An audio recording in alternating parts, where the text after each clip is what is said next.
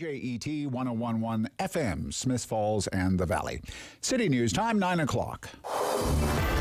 Number one for local news in Ottawa and the Valley.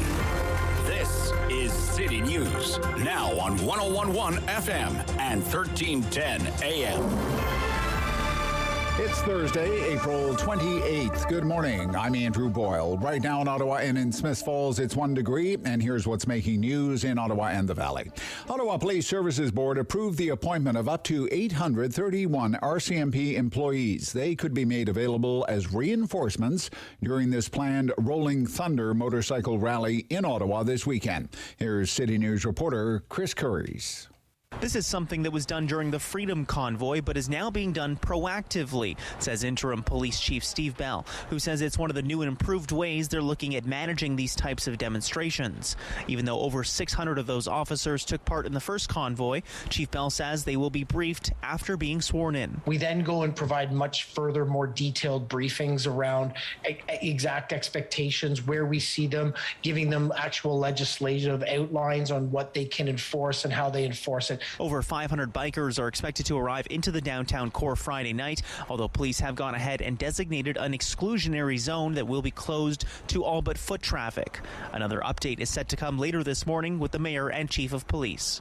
Chris Curries, City News. And that update from Mayor Jim Watson scheduled for this hour at City Hall discussing the Rolling Thunder protest. Now, City News has a reporter there bringing you the latest in the city preparation for the expected 500 plus motorcycles and other individuals planning on an Ottawa appearance starting tomorrow. City News Time 9:01. Now your forecast with meteorologist Jill Taylor. For Ottawa, the Valley, Smith Falls, today plenty of sunshine and not as chilly as it was yesterday. We still have that brisk northwest wind, though. The high 10 degrees. Tonight, mainly clear and cool, will drop to -1, and tomorrow, sunshine up to 13. For today, the high 10. And right now in Ottawa and in Smith Falls, it's 1 degree. City News Time 9:02. Provincial government introducing its budget for the coming year this afternoon. But the fiscal document from the PCs is set to stand as the election platform, not the document to lay out the fiscal plan. The plan is to adjourn the legislature as soon as the budget is tabled, so no debate, no passage before the election call. That comes next Wednesday. Growing concern now, the war in Ukraine will spill over into other countries. In just the last week, U.S. Secretary of Defense Lloyd Austin mentioning the need to degrade Russian military capabilities so that it could not invade another country. EU Commission President Ursula von der Leyen denounced Russia's decision to stop sending Poland and Bulgaria natural gas as blackmail. And in Moldova, growing tensions in a disputed territory as Russian officials continue to tout their nuclear capabilities, all of it being viewed as evidence of Russia's broader standoff with the West. Inez de la Cuetara, ABC News, at the Foreign Desk. City News Time 9:03. Moderna is now asking American regulators to open the COVID-19 vaccine to the youngest children. Kids younger than 5 are the only age group in the United States and Canada not yet eligible for vaccination. The Moderna chief medical officer is Dr. Paul Burton, who says trials show the vaccine is between 40 and 50% effective at preventing symptomatic COVID-19 in the youngest of children. It's because the study was conducted really during a period of almost exclusive Omicron predominance that has a lot of vaccine escape. We know that. But the number, again, that 40 to 50% vaccine effectiveness is really what we see in adults. Now, Moderna hopes the U.S. Food and Drug Administration will rule in time for children to be vaccinated by summer. I'm Andrew Boyle for News Anytime. Follow up online at ottawa.citynews.ca.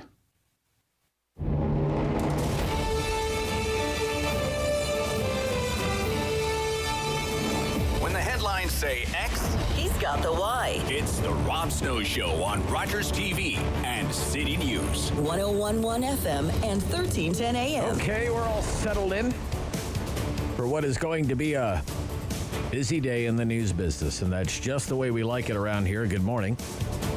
Welcome to the Rob Snow Show on City News. Thanks for spending part of your day with us. We're going to cover a lot of ground between now and noon. Coming up on the show, big day in Ontario politics because it's budget day. In the province of Ontario, not so much a budget, a spending plan from the government of Ontario, but rather Doug Ford's re-election platform. You give me another term, I will give you all of this. And all will be revealed at 4 o'clock this afternoon by Peter Bethlenfalvy. He is Ontario's Minister of Finance. All will be revealed that hasn't been revealed already, and let's face it, most of it's been revealed. There's not much mystery about what's going to be in the provincial budget. They leaked all the juicy stuff to the media already. The latest being the tax cut. It's called the LIFT, L-I-F-T, LIFT, Low-Income Individuals and Families a Tax Credit for those earning between $38,000 a year and $50,000 a year. It is not a tax cut for the rich. It's about $300 for more than 1 million people in Ontario. Because one of the key messages of this budget is going to be affordability.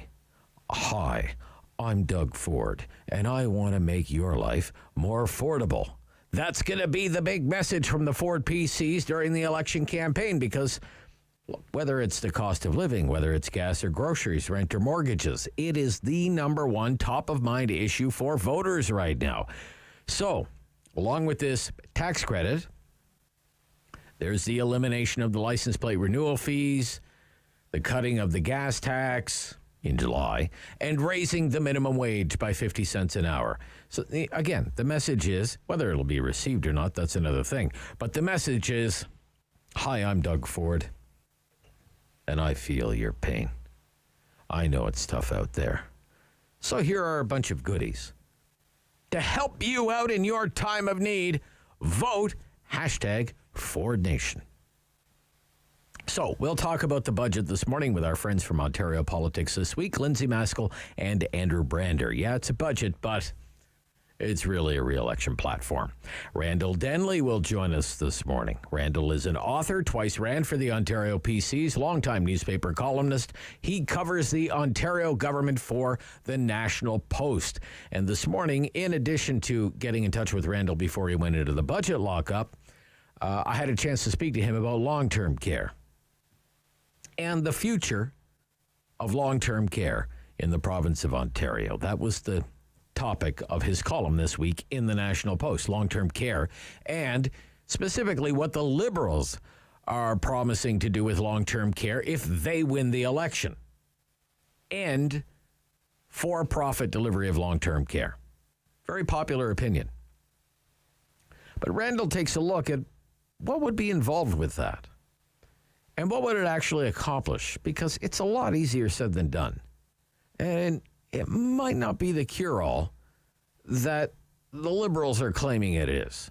But it is nice to hear. I will give Mr. Del Duca some credit, okay? It is nice to hear an Ontario Liberal leader at least making long-term care a priority. Because some of us have been around long enough to remember when, for example, certain Liberal cabinet ministers mused about wearing an adult diaper just to test them out. See what they're like. Because they didn't believe the complaints about the lack of care in some Ontario long-term care homes. Yeah, that really happened. You know that it happened if you've been around long enough. That hapless George Smitherman, Dalton McGuinty's health minister at the time, quote, "You can look it up yourself. I've got one of these incontinence products, albeit a new one, on my desk, and I'm really giving this matter very serious contemplation." Smitherman said. Remember that when a Liberal candidate knocks on your door and promises, oh, we'll fix long-term care.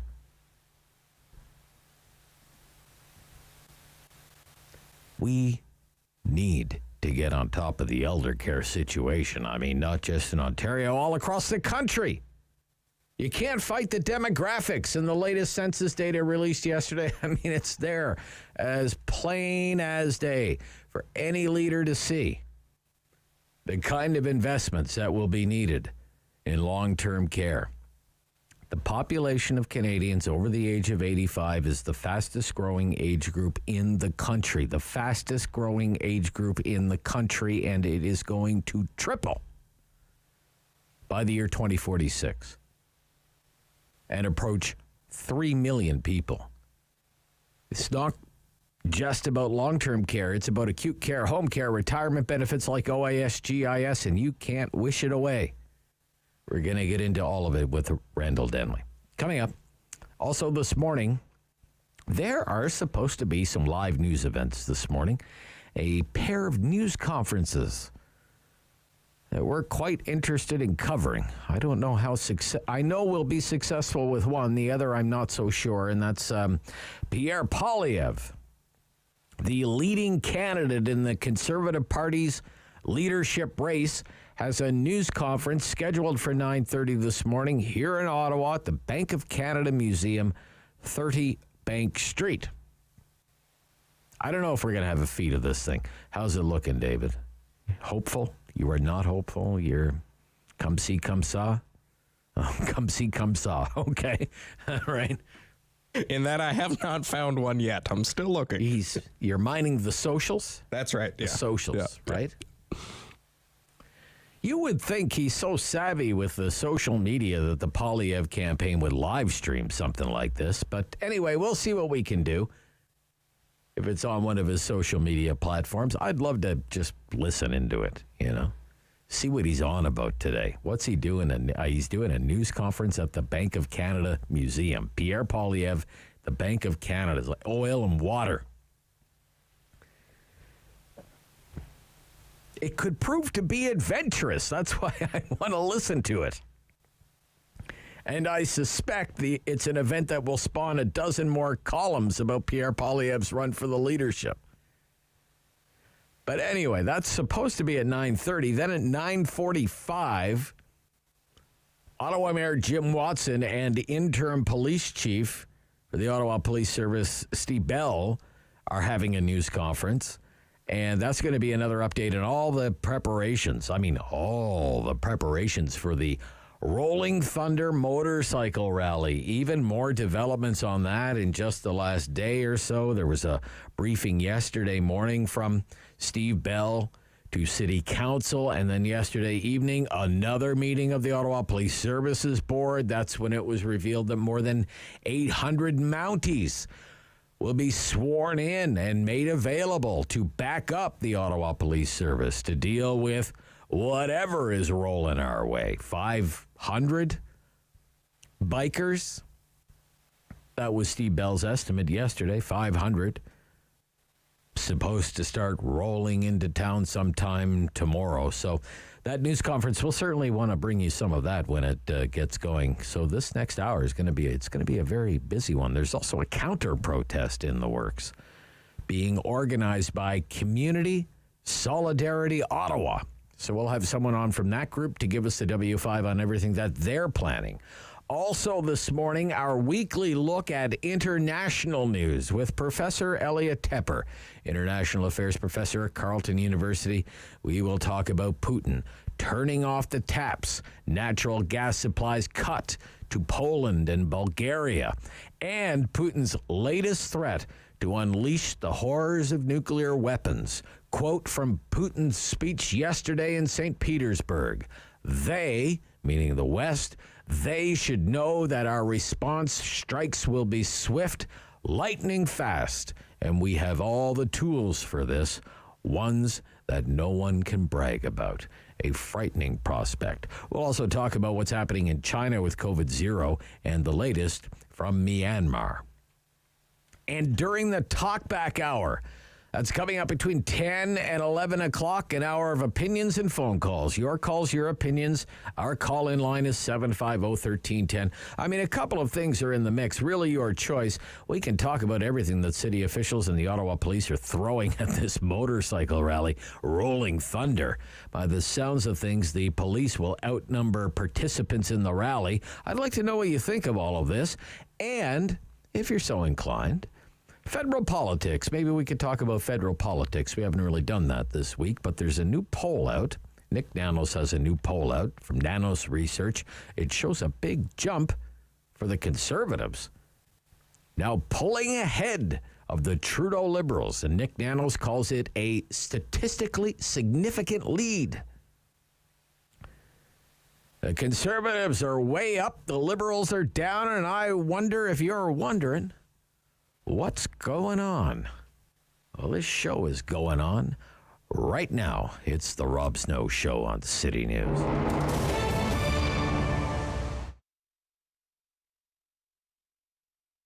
That same old train that brought me here is gonna carry me away again.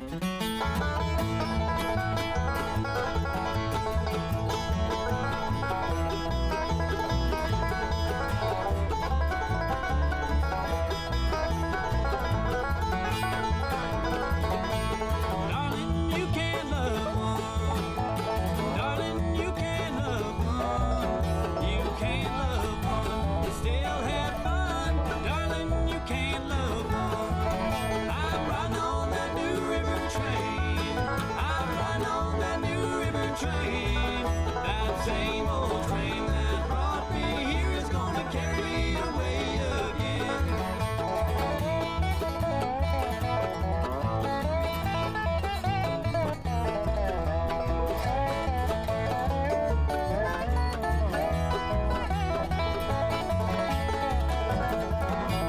Darling, you can't love two. Darling, you can't love two. You can't love two. Still be true. Darling, you can't love two. I'm riding on that new river train. I'm riding on that new river train. That same old train that brought me here is gonna carry me away again.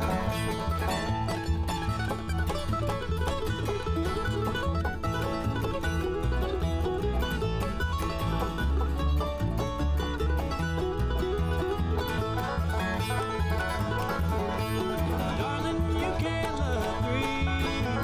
Darling, you can't love three. You can't love three and still be free. Darling, you can't love three. I'm riding on that new river train. I'm riding on that new river train. That same old train that brought me here is gonna carry me away again.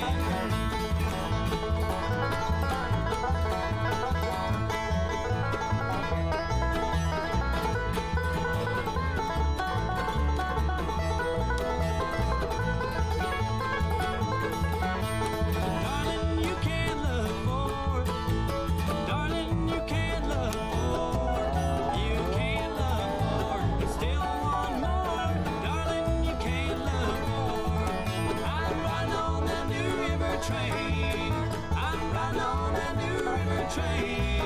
That same old train that brought me here is gonna carry me away again.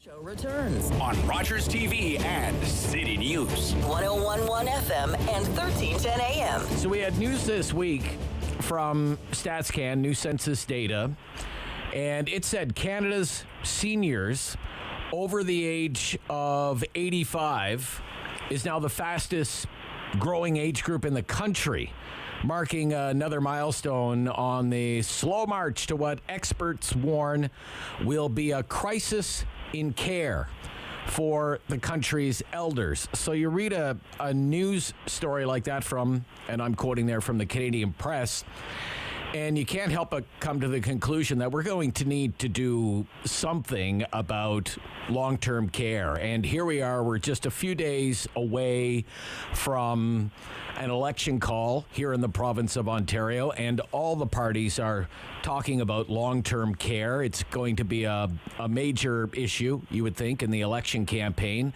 And Randall Denley's writing about it in the National Post this week, and he joins us this morning. Good morning.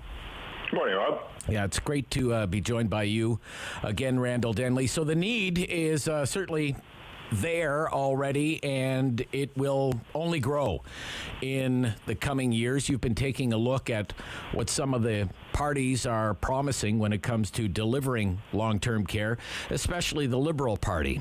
What do you think of these plans? Oh, I think the plans from the NDP and the Liberals are are shocking, actually, Rob, especially the Liberal plan, which came out this week. I think, part of Stephen Del Duca's challenge, a Liberal leader, is that he's got to, in his mind, out-NDP the NDP. So, in 2020, the NDP said, well, private sector ownership, that's bad when it comes to long-term care or anything, really. So we're going to fix that. We're going to buy out all the private sector owners, which would cost billions of dollars without adding a single bed. That's their plan. So if you're Del Duca, you think, well, how do I top that? Well, I got it. Here's what we'll do.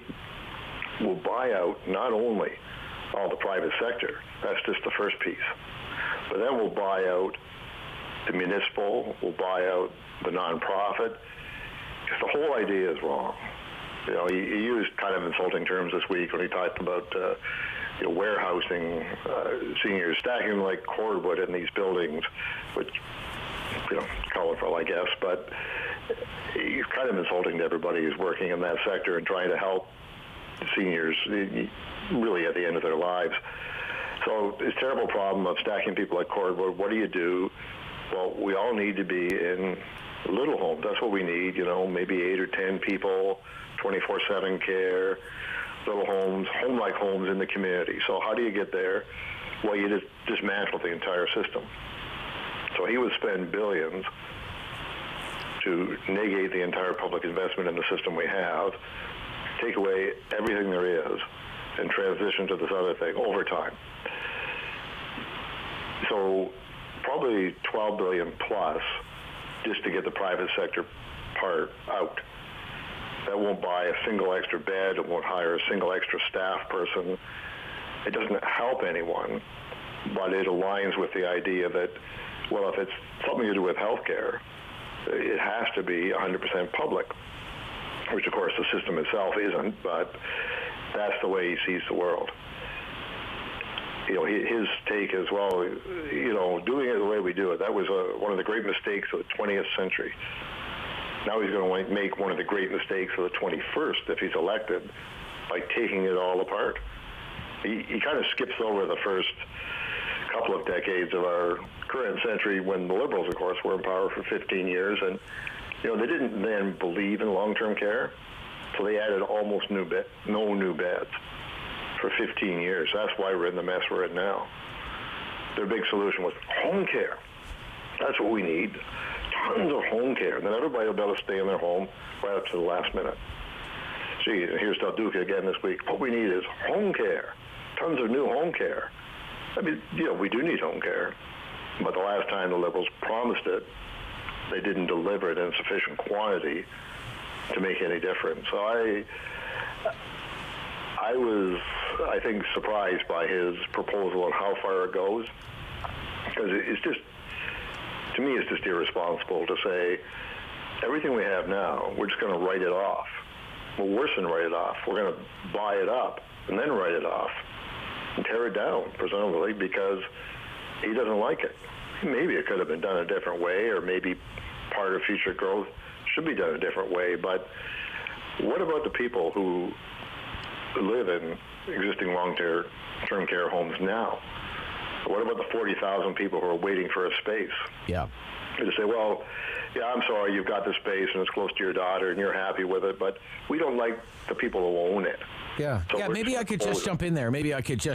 Because it's one thing to say want to get rid of the for-profit side of long-term care, but as you point out in your column in the National Post this week, it would eventually see the province take over long-term care homes that are run by, as you say, municipalities. So, take one here local, like the Carleton Lodge, okay, down near Manotick, is run by the City of Ottawa.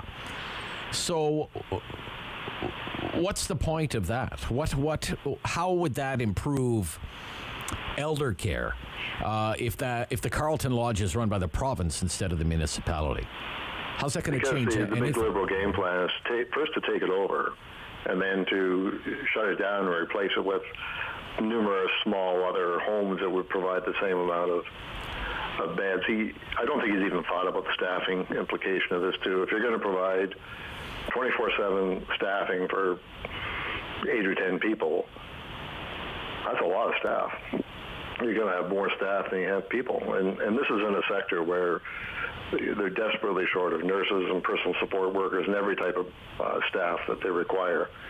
And all the parties are promising, more staffing, more long-term care and so forth. But the question is, where do the people come from? And right now, that's one of the biggest issues the sector's got. To me, the PCs are taking a much more pragmatic approach. It's not like they're doing nothing about this. They've got an ambitious bed building program, which is well underway. They're going to provide about 30,000 new beds, and I think 28,000 old beds or old homes are being renovated. And this is one of the real problems of the pandemic, Rob. It's often put off that, a lot of people died in for-profit homes because the homes are for profit. The problem with a lot of for-profit homes is that they're older. They've got 3 and 4 people in a room using one washroom. It's just like a remedy for spreading sickness. So that's what needs to change, and that's what the Liberals didn't do in 15 years, was look at that sector and say, well, these old rooms are unsafe. We need to spend some money here and replace them. So now the government's trying to play catch-up from a position where we're 15 years behind the curve. It's just kind of blackly amusing to see the Liberals come along now and say, hey, we're going to fix it again. We're going to fix it by making it worse. It's frustrating for people in the sector, and I think it's frustrating for families who are looking for actual real help. Yeah. I mean, I keep coming back to the Carlton Lodge because I remember there was a series of reports in the Ottawa Citizen several years ago now. Before anyone had heard of COVID-19, the problem with long-term care in Ontario was actually trying to get a bed in long-term care. At the Carlton Lodge, it would take 5 years. And then you get a call, you're on a wait list for 5 years, and you get a call and you have 36 hours to make up your mind. We have a bed, do you want it or not, right? So it's a terrible system, and even with the 30,000 new beds the province is going to have by 2028, that still doesn't eliminate the wait list. And, as you mentioned at the top there, we're a lot more people over 85 coming along, so the demand is just going to increase. It's not going to decrease. And I think, part of what Del Duca doesn't get or chooses not to get is that the people who are in long-term care have very acute needs. A lot of them have dementia, major physical issues. They need help with basic everyday care. They're not well enough to be helped in a home care setting.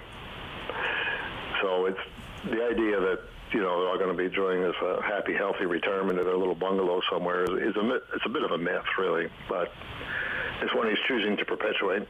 Okay. So you're getting ready for the budget. You're going into the virtual budget lockup. What's that like, virtual budget lockup? Well, it's a lot more convenient than going to Toronto and being in the real budget lockup, I can tell you that. So, journalists and people in the lockup get to see the budget at 9:30. There's technical briefings, chance to quiz the minister, that kind of thing, so people are prepared to say what it all means at 4 o'clock. What I'm looking for, Rob, the big thing there for me is how much more money does Ford intend to spend on election promises? Okay. As we saw a report from the Financial Accountability Office a week or so ago that said, there's a path to budget balance here quite quickly in Ontario with a modicum of restraint. Okay. So I'm going to be looking for that restraint in this budget. Don't know if I'm going to be finding it, but I'm going to be looking for it. All right. Well, we look forward to following up with you, Randall Denley, next week. Thank you so much for today. Okay. My pleasure, Rob.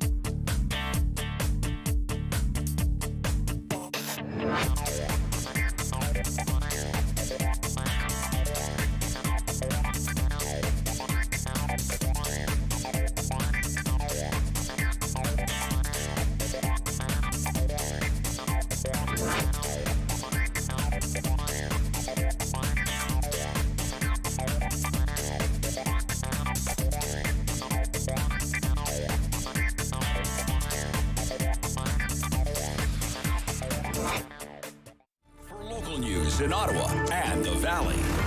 This is City News, now on 101.1 FM and 1310 AM.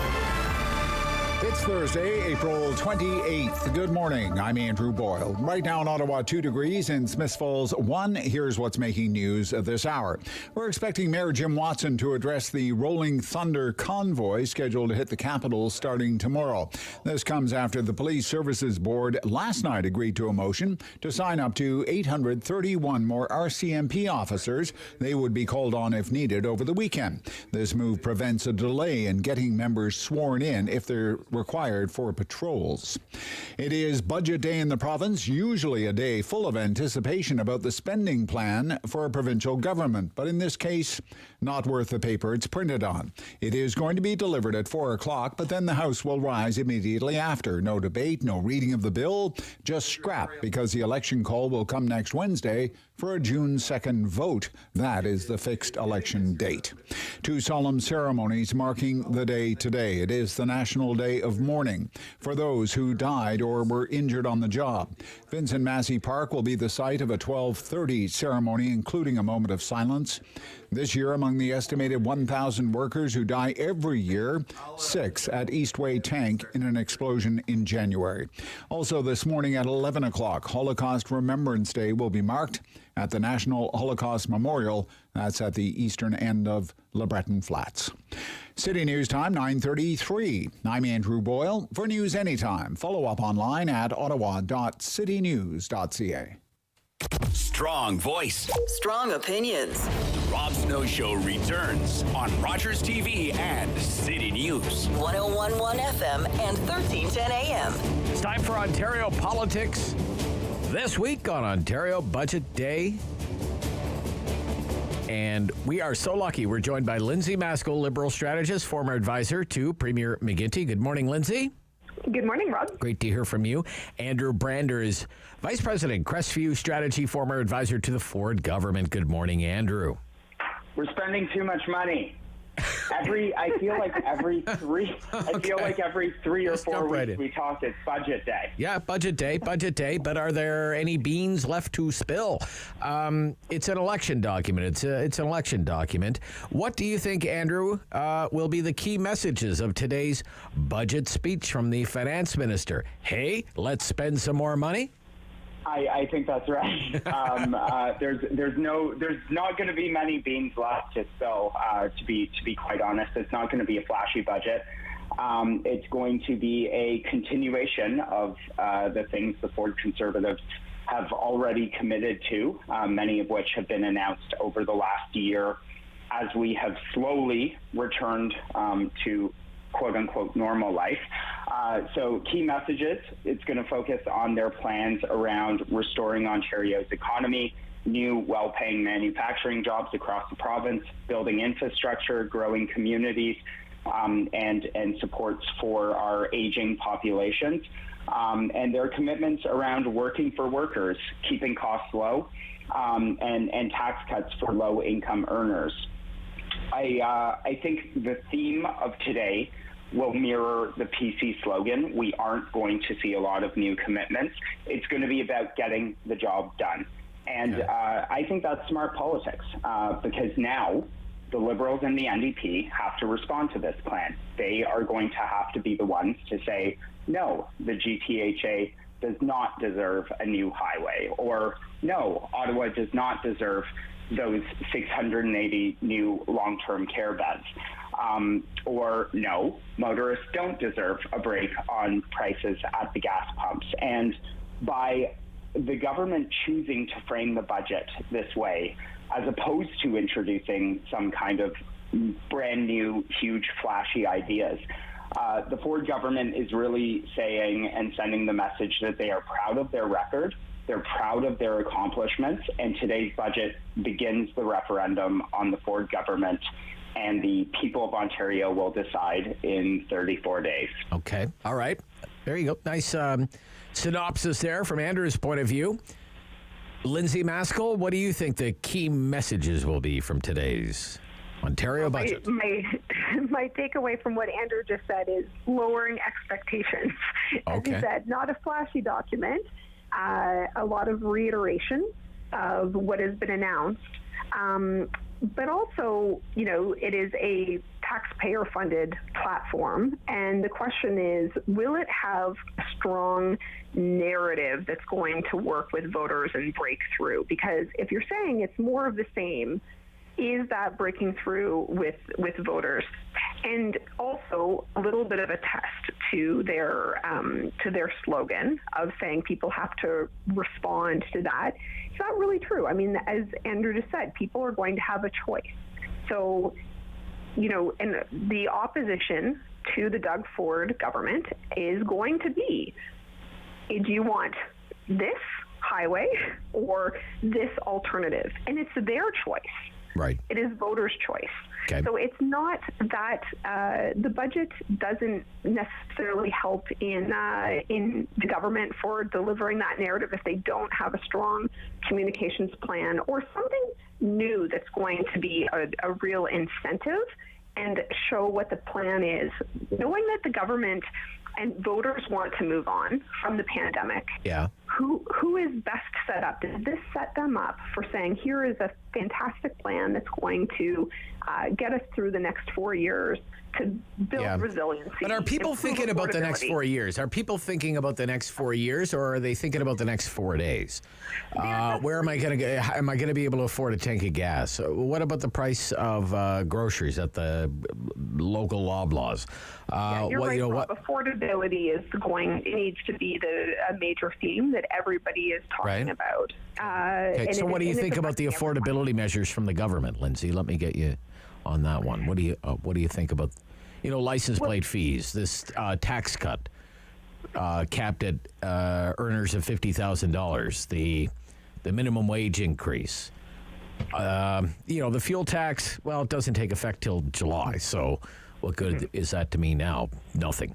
But what do you think of these affordability measures? Well, my concern, like most Ontarians, is some things that have been announced either come too late or aren't, haven't been delivered, right? Over the 4 years, the affordability measures of, cutting gas prices, 12% reduction in hydro rates, buck a beer, like these things didn't materialize. So are any of these commitments actually going to be delivered by this government? I personally have not gotten my check in the mail for my license. Oh, really? Okay. No, I haven't received mine yet, but I don't know if it's. I don't think that's on purpose. I think they are done by. That's deliberate. That's Lindsay Maskell does not get a rebate. We know Lindsay. She's not getting a rebate. Yeah. I got mine. Andrew got his expedited. Yeah. Okay. But I do think there's going to need to be some retail items about this that break through with more people, because this also doesn't apply to everybody, right? Our lowest income earners in Canada are not going to benefit from a one-time check because they don't have a license sticker, or maybe don't have a license sticker renewal, people that took transit. So I think there isn't the retail affordability items. Those are going to be the things that could break through. All right. On affordability, the measures announced so far, what do you think? Totally. Lindsay's got it absolutely right. It's retail politics. First of all, this is shaping up to be a really nice contrast for the Conservatives to find themselves on ground that they want to be fighting on. And you're going to see that contrast in this campaign, which you don't always see. But you talk about these measures. They are retail politics. rebates on license plate fees, tolls being removed on highways, commitment to cut gas prices. However small, these things are noticeable. Lindsay, I'm sorry you haven't gotten your check. I've gotten mine. People are receiving their license rebates in the checks. People are seeing the big signs that say now toll free on the side of the highway, and I'm sure there will be a photo op or two in front of a gas pump during the campaign. Are these measures enough? Quite honestly, I don't think so.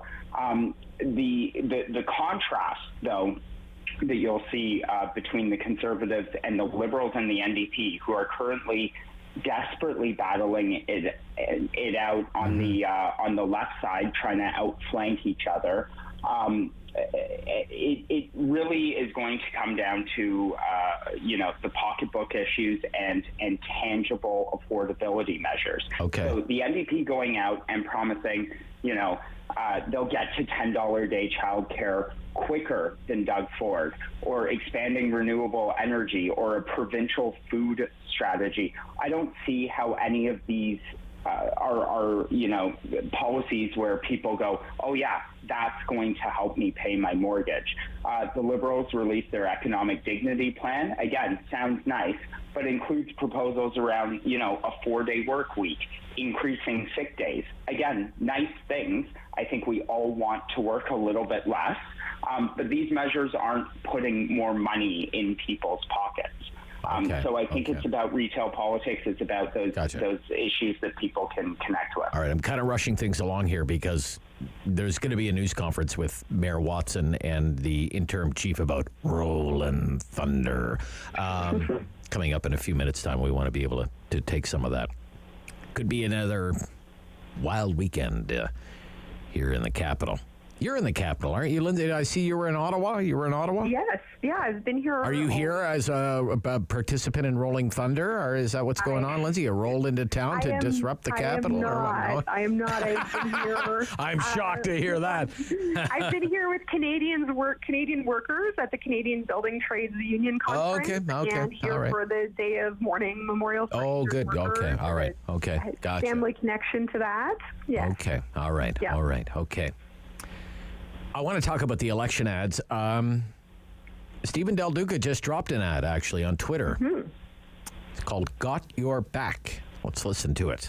When I think of what's happened to Ontarians over the past couple of years because of how tough COVID has been, you have to find a way to be resilient enough in the face of adversity. It's so important for us to lean on one another. But we've seen the strength and resilience of Ontario. People who are hurting aren't forgotten. You keep showing up and do your part, and we're going to have your back. That is the bargain that I think is supposed to be at the heart of everything we do in Ontario. Okay. We're going to have your back. We're going to have your back. That's kind of Trudeau-esque. We've got your back. We've got your back. That's a 30-second version of a longer commercial. It's actually, the original is a 60-second commercial. He talks about the passing of his brother. His brother passed away. I'm not sure how I feel about the ad. Lindsay, what's going on with that ad? Well, this is an introduction for a lot of people to Stephen Del Duca, right? Okay. So as we've been through other elections in the pandemic, it was definitely difficult for many leaders to break through, the news cycle, especially with need to know news during a pandemic. And so a lot of people are being introduced to Stephen Del Duca for the first time and need to know his lens and viewpoint on life and what shapes the way he's going to think, the way he would govern, the way he would make decisions, how he thinks about a team. So it's important to have a table-setting introduction for people. All right. Even if you've been a leader for a long time and well-known, this is an important time for people to know what drives you in the way that you are going to make decisions. Okay. Let's listen to the Andrea Horvath ad. We'll ask Andrew to respond. It was Insight into the Andrea Horvath of the New Democrats. My dad was an auto worker. Mom cleaned schools at night. I learned about hard work from them. They taught me when something's broken, we roll up our sleeves and fix it. It's why I've fought for workers, for families ever since. I'll work to fix healthcare instead of cutting it, fix seniors' care instead of neglecting it, and bring down the costs families face every day. I'm Andrea Horvath. I'm running for Premier to work for you. All right. So that's kind of a classic political ad. I'm the politician. I was raised in a log cabin that I built myself. Andrew, what do you think? What do you think? Well, it also is an introductory ad. The problem here is that she's been leader for 13 years. Right. So it makes a lot more sense that Del Duca is doing an introductory ad at this point. Look, strategically, if I was advising her, I would have told her that this was a great opportunity to contrast with Del Duca and someone who's eating my lunch every day. And I'd have leaned into that a little bit more, saying, you are the trusted commodity, by saying, first, you know who I am, you know my name, you know what I stand for, and then maybe echoing it with some of those messages. But it's also interesting how she chose to focus her ad on affordability. Her campaign launch 3 days ago was centered and clearly framed around the NDP wanting to fight this election on healthcare and COVID. So to see the vast difference in theme in just a few days shows how quickly affordability as an issue is rising straight to the top. Ads are driven by polling, while your principles and policy are generally, or your policy is driven by your principles. Okay. So I think this is about making it more consumer facing, and we're going to see that issue of affordability just take off. Okay, we have a candidate's ad. The PCs are running candidate ads in various markets. I assume if some Ottawa area candidates are doing it here in the Ottawa area, they're probably doing it where you are, Lindsay, and where you are, Andrew. That you're hearing ads on the radio for local PC candidates. One of the ones that is running on this radio station is for the longtime MPP from the riding is called Nepean now. Here's the ad for Lisa MacLeod. Hi, I'm Lisa MacLeod, Nepean's MPP. The Ontario government is working hard to keep your costs down. We brought in tax credits for low-income workers, seniors' home safety, jobs training, childcare, and the year of the staycation. We're also raising the minimum wage, eliminating license plate renewal fees, and cutting the gas tax when legislation is approved. All of these measures are making life more affordable for you. To learn more, visit lisamacleod.com/keeping costs down. Making life more affordable, keeping costs down. If it's the cost of living election, I mean, that's it. Right there. I think it's a great ad. What do you think? Anyone? What do you think? Anyone? Well, who wants in? Interesting. I think it's interesting that she is running a really aggressive ad campaign. Okay. It is, this is a big cost. Of course, this right now is a pre-writ expense. But it's interesting that, I think she previously would have felt fairly comfortable in her electoral success over the years. But she actually is being challenged by somebody with some media profile and especially with a large digital media profile. So I am more interested in the fact of how aggressive her tactics are going to need to be. And I like to say I use aggressive as a positive word, right? In campaigns, You need to be proactive. It's not a negative term, but just needing to be out there more in the market and sooner for shaping that narrative. And it's going to be interesting from a digital versus on the air war of the digital versus traditional media. Okay. In that writing, it's definitely on my list of ones to watch. Quick few words on that ad, Andrew, if you don't mind. Sure. I don't read too much into the way she's campaigned. I worked on her first by-election. She's never taken anything for granted. So I think that this is just a reflection of that. The riding itself of Nepean certainly has a shifting demographic, but she, along with being a very high-profile minister, has always put her riding first. So I really don't think she has to worry about too much. Okay.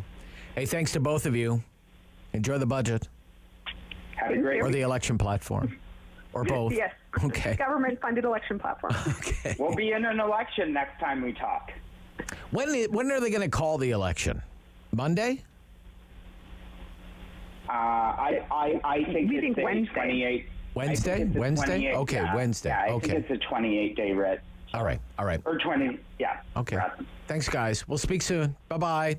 Lindsay Maskell, Andrew Brander. Okay, we've got to run the Mayor's News Conference along with Chief Bell, Interim Chief Bell, starting now. We'll join it live when we come back on the Rob Snow Show on City News.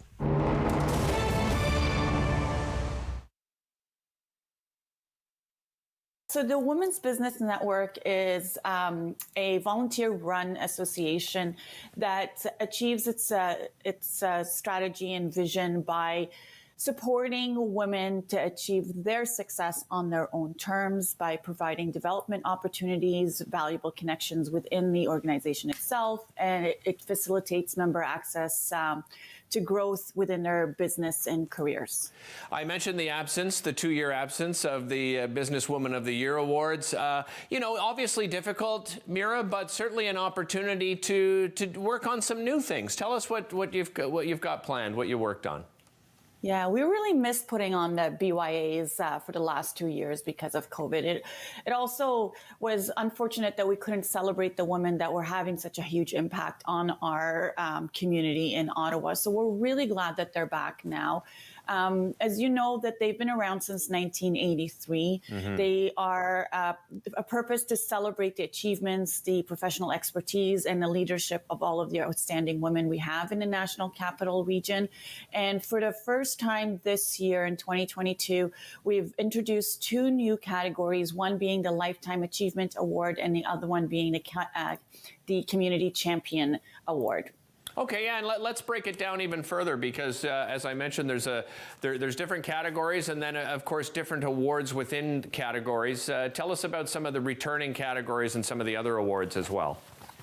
So the 2 returning categories that we're bringing back are actually the entrepreneur and the enterprise leaders. Those are very popular in our community. They draw a significant amount of nominations, and they do get a lot of attention because it's very common that we take the opportunity that we want to celebrate the entrepreneurs in our community, especially after the 2 years of being through what they've been through, right? So we're looking for nominees of owners who have significant impact on their businesses, that have seen strong growth in the last little while. And one of the things that we did do to revamp this award was we dissected it into 3 subcategories based on the term that the individuals have been in business for. So you've got from startups that have been around for 1 to 3 years, then we've got the emerging entrepreneurs 3 to 7, and the established entrepreneurs for 7 years and above. So there's really going to be 3 awards or 3 winners within the entrepreneur category itself. And then we've got the Enterprise Leader Award that's also come back. And this is an opportunity for organizations to nominate individuals within their business that display exceptional leadership attributes, positively impact the environment. So keep up with Rob. The Rob Snow Show returns on Rogers TV and City News, 101.1 FM and 1310 AM. Joining now a live news conference being held right outside the mayor's office, featuring Ottawa Mayor Jim Watson, the interim police chief Steve Bell, and this is Eli El-Shantiri, the head of the Ottawa Police Services Board. And members of the city services member of the Ottawa Police Service, OPP, RCMP, and other municipal services who have been planning for this event and will be working through the weekend. Thank you, Mr. Mayor. Thank you. Merci beaucoup, Monsieur le Président. Now over to Chief Steve Bell. Thank you, Mr. Mayor. Thank you to the media for being here for this briefing on the operational plan we have in place to address the Rolling Thunder event. Throughout the planning of this event, we've worked hard to ensure that everyone knows what they can expect in the days ahead. We want to ensure media have the opportunity to ask questions about our preparation so we can get this information out to our community and out to event participants. We've heard the concerns from our community.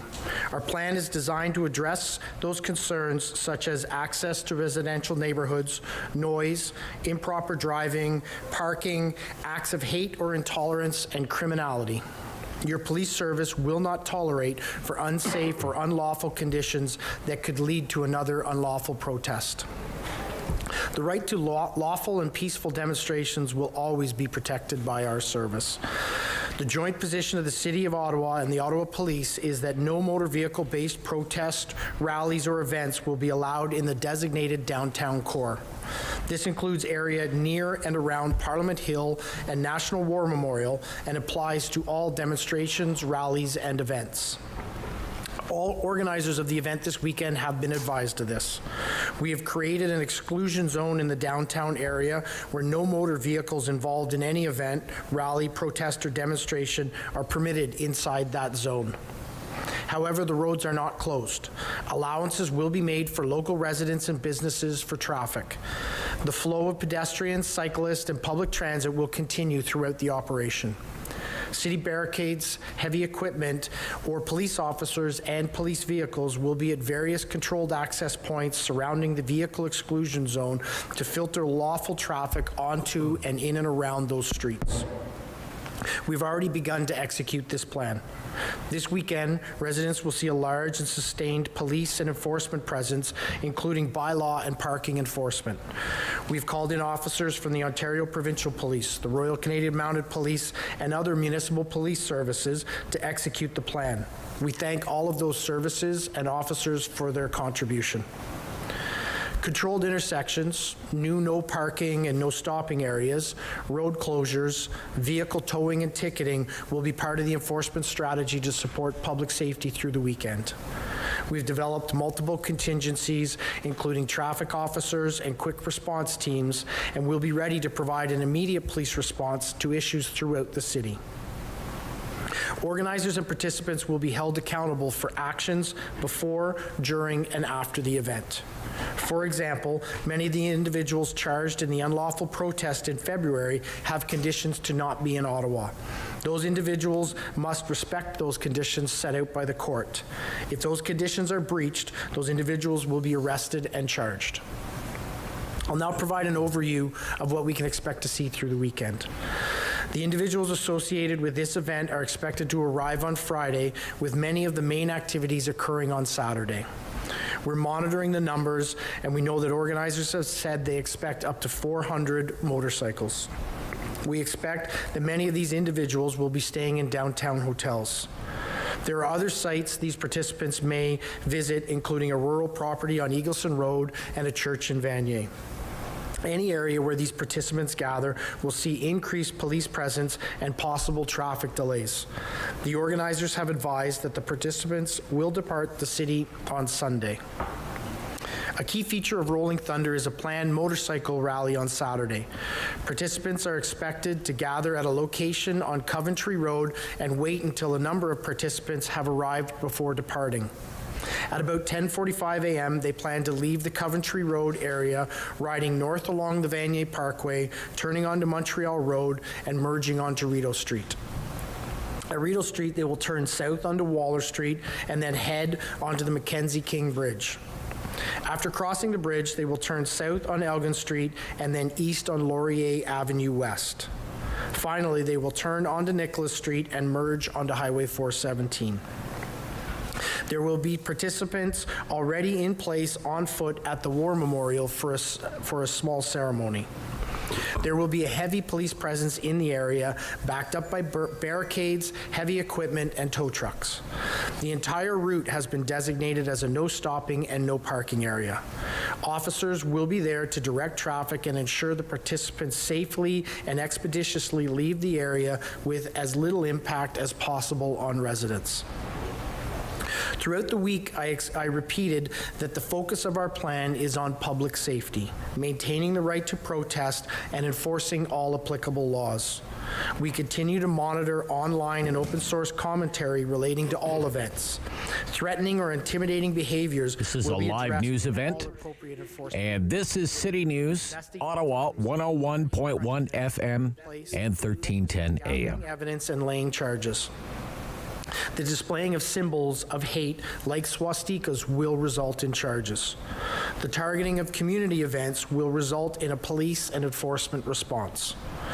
We've heard the community and take seriously the concerns raised. You will see that in all elements of our planning. It's also important we set context and expectations. We see a lot of conflict online over this event, much of it from people and groups behind keyboards far away who want to drive discord. I absolutely do not want to see this conflict on our streets this weekend. This is an open and peaceful city. Given the size of our jurisdiction, you will see people on motorcycles and individuals in the downtown core who have absolutely nothing to do with this event. We all need to be respectful of one another. It's my goal that the operation we have in place will reassure our residents and businesses and allow everyone to enjoy our community. We will continue to communicate with media and the public through our regular channels, including our website, social media, and our media relations officers. I will now turn it over to Deputy Chief Ferguson for a statement in French. Merci, Chef. Alors, je remercie les gens de médias de leur présence pour ce brefage. Notre plan pour gérer la manifestation Rolling Thunder fut conçu en vue de répondre à ces inquiétudes et rapports à l'accès aux quartiers résidentiels, au vacarme, aux chafards, au stationnement, aux actes haineux ou intolérants à la criminalité. Votre service de police ne permettrait pas les conditions dangereuses ou illégales qui pourraient entraîner une autre manifestation illégitime. Le droit de manifester légalement et pacifiquement sera toujours protégé par notre service. Pour la fin de semaine, nous avons établi une zone d'exclusion de véhicules dans le centre-ville. Aucun véhicule à moteur impliqué dans un événement, soit le rallye, un défilé de manifestation, ne sera admis à l'intérieur de cette zone. Cependant, les routes ne seront pas fermées. Des dispositions seront prises pour permettre la circulation résidentielle et commerciale à l'échelle locale. Les déplacements des piétons, des cyclistes et du transport collectif se poursuivront tout au long de l'opération. En fin de semaine, les résidents vont constater une importante présence policière, ainsi que celle d'agents de services de règlement municipaux et de stationnement. Nous avons fait appel à les agents de la PPO, de la GRC et d'autres municipalités pour mettre le plan à l'exécution. Nous remercions ces services de la... Again, this is a live news event. It's a news conference being held outside the mayor's office. And I'm Rob Snow. This is the Rob Snow Show. Normally, this would be the talkback hour, but for the second day in a row, it's going to be an abbreviated talkback hour because we're having a news conference by police officials and today political officials. The Ottawa Mayor Jim Watson is there, along with the City Councillor Eli El-Shantiri chairs the Ottawa Police Services Board. They're joined by the interim police chief, Steve Bell. Making a statement in French right now is the deputy chief, Patricia Ferguson. And perhaps we may hear from Kim Ayotte, who is a member of the senior management team for the City of Ottawa, in charge of all emergency protective services. That would include things like bylaw, ambulance, fire, these sorts of things. It looks like they're going to take some questions now from the news media. I'll begin today's media availability. My name is Kendra Titley, and I will be your moderator. Je m'appelle Kendra Titley, et je serai l'animatrice de ce point de presse. As time is limited, we ask that questions relate to the Rolling Thunder event only. You may ask one question with one follow-up. Par ordre alphabétique, j'invite maintenant chaque organisme à poser une question et une question de suivi. I think we might want to check the microphone. It's not working. It's the Nous mask. maintenant à Yannick Saint-Denis, 104.7. Bonjour. Combien de policiers seront déployés cette fin de semaine sur le terrain et également combien seront en attente, combien stand-by? Est-ce qu'on a déjà des coûts reliés à tout ça? Nous ne sommes pas dans l'habitude de donner les exacts numéros des agents qui seront ici en ville, mais je peux vous dire que nous avons l'appui des centaines d'agents d'autres services de police du province et puis de la GRC. Pour deuxième question, comment on va laisser les routes ouvertes? Donc les The rues first sont question was ouvertes. how many members of the Comment police est-ce are qu'on you va going to différencier deploy for this event? And I believe the answer was we're not going to give you an exact number, but there will be members of the OPP and the RCMP in addition to the Ottawa Police. Oui, absolument. Alors, nous avions des agents qui sont placés dans la zone interdite de circulation. Et puis, il y aura aussi des agents qui seront capables de gérer la situation, de savoir si c'est quelqu'un qui reste soit si c'est un résident ou quelqu'un qui a droit à passer. Et puis, ce sera vraiment les agents eux-mêmes qui feront la décision sur certaines routes. Mais nous avions une route qui est bien délignée et puis qui sera gérée avec des camions lourds. If I understand correctly, there will be police along the route, ensuring that people, the flow of traffic along the route, but police will also be in neighborhoods, making sure people are not staying in neighborhoods. If possible. Given how unruly the previous protests got, I'm just kind of curious, do you really expect people to leave their vehicles outside of the exclusion zone? So we've been clear all week the expectations from a policing service, the expectations that our community has set for people attending. We have plans in place that will look at the eventuality that people do not, or the circumstance that people don't follow our directions, and we have a plan and a policing response that will ensure safety on our streets as we move through the weekend. Can I get that in French as well? Sure, yeah. Alors, pendant la semaine, nous avions développé un plan qui aura des contingences pour interdire s'il y a du monde qui ne suit pas les règlements qui sont en place ou la route qui est en place. Nous sommes préparés pour ces actions si ça se passe. And as my follow-up, again, if you don't mind answering in both languages, will that vehicle exclusion zone come into conflict with plans of residents to park on the street to stop others from doing so, kind of feeling they need to take action into their own hands? So we've developed a plan that looks at maintaining public safety within across the city, and focuses on limiting traffic, limiting access to only people that have lawful reasons to be in those certain areas. We will have police officers deployed to execute that plan in numbers that we feel are sufficient to keep and maintain public safety. We would ask residents to allow us to execute our plan, allow us to keep those streets safe, and if they do have concerns, approach a police officer or call our police center so that we can actually respond to unsafe circumstances that they see and not have them intervene on their own. Notre plan prend en tient le fait qu'il y aura l'exclusion, peut-être sera il y aura des implications pour nos résidents, mais nous tenons à demander aux résidents de nous appeler s'ils voient des actions dans leur communauté et puis de nous aviser avant de prendre ça dans leurs mains.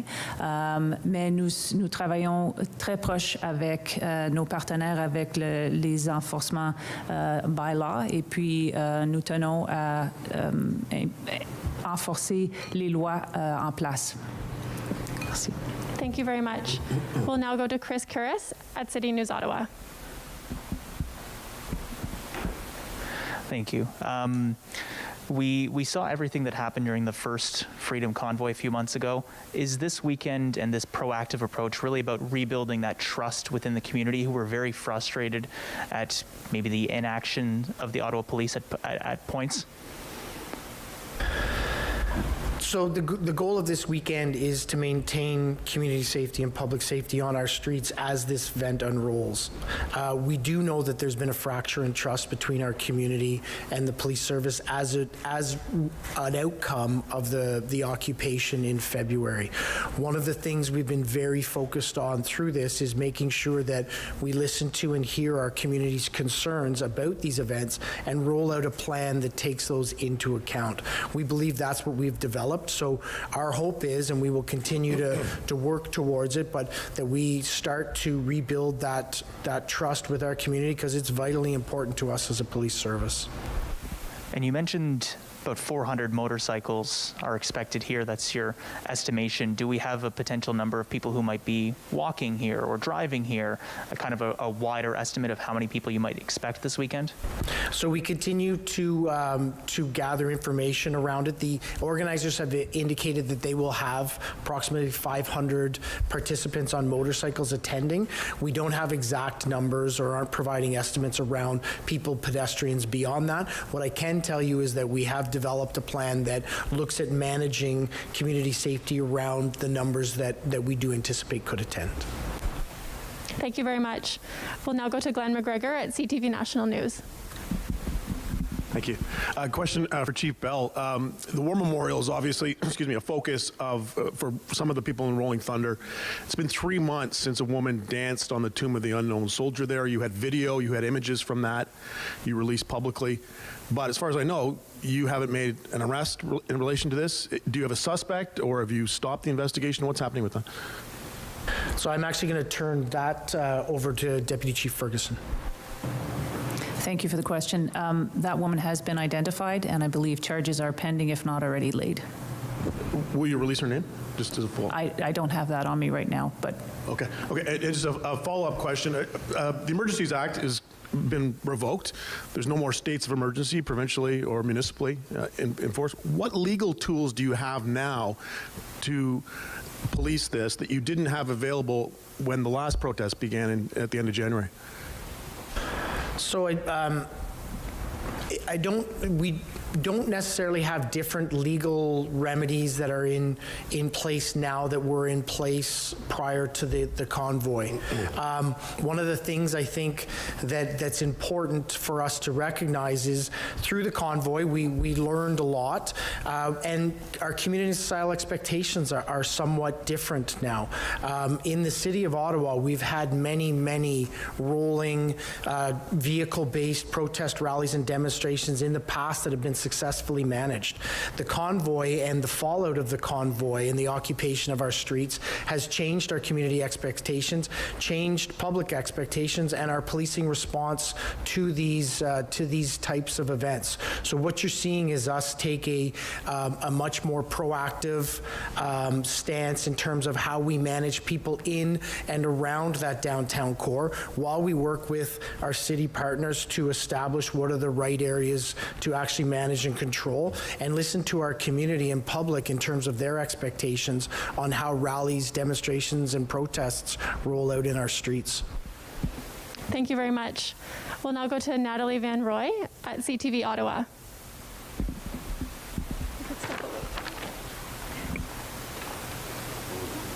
Good morning, Chief.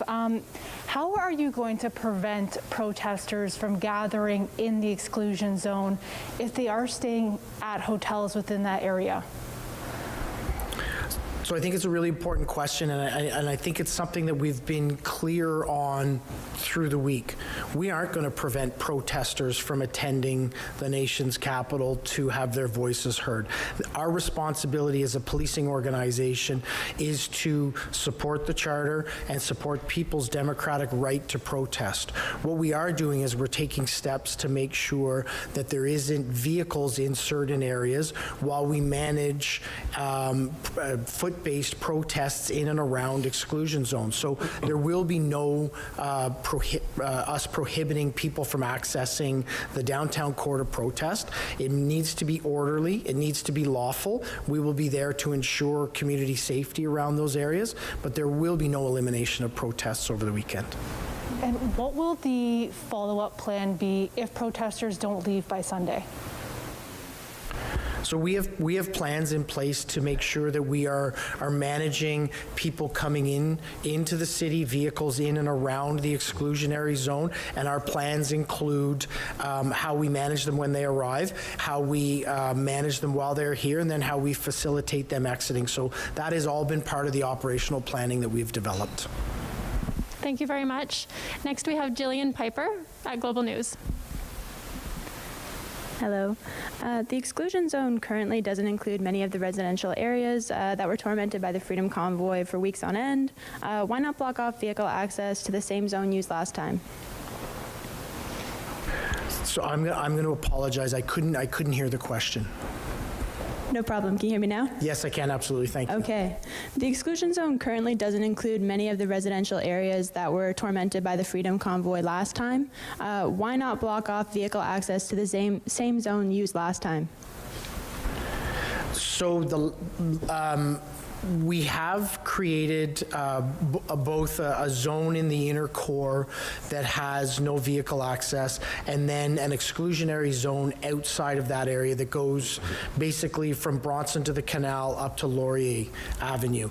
Beyond that, we are working with city partners to establish no parking, no stopping restriction zones, as well as have a plan in place that will see an increased deployment of police resources in and around those areas to ensure the community has the perception and feeling of public safety and access to police members to be able to proactively and reactively respond to any sort of disruption that could occur in those areas. So that community concern has been front and center in all of our planning through our response to this event. Sure, and a follow-up. So you mentioned that people who have hate symbols will be charged, but what's being done to proactively sort of prevent hate in the city or support those who are exposed to hate this weekend? So we in Ottawa have a hate crime unit that's been actively working with community and messaging out the fact that there won't be any tolerance for that. Those teams are ready and struck up for the weekend to be responsive to anything that occur. We've been briefing all of our members around a zero tolerance approach to this, and anything that we see, are aware of, alerted to, we will respond to and look at appropriate charges around. Thank you very much. Next, we have John Willing of the Ottawa Citizen. Thanks, good morning. Chief Bell, is the muster point on Coventry at the mall, I guess I say on a shopping center, do you expect that to be turned into an all-weekend encampment, kind of a headquarters for the rally, or do you expect them just to leave that muster point and be done with it for the weekend? So we haven't identified any muster point. We aren't engaging in any sort of coordination of the event. The information that we have is that organizers are planning to muster in and around that area. That will be something that will need to be considered between the organizers and the private property owner. We will be present and available to any private property owners, as well as present to ensure that there is no sort of encampment, no sort of longer term staging for anyone in an area. We've been really clear. We're not going to tolerate any sort of unlawful activity that indicates any sort of longer term occupation of any area of our city. We will be very responsive and very proactive in identifying and dismantling any sort of circumstances like that. Thanks, Chief. Follow up.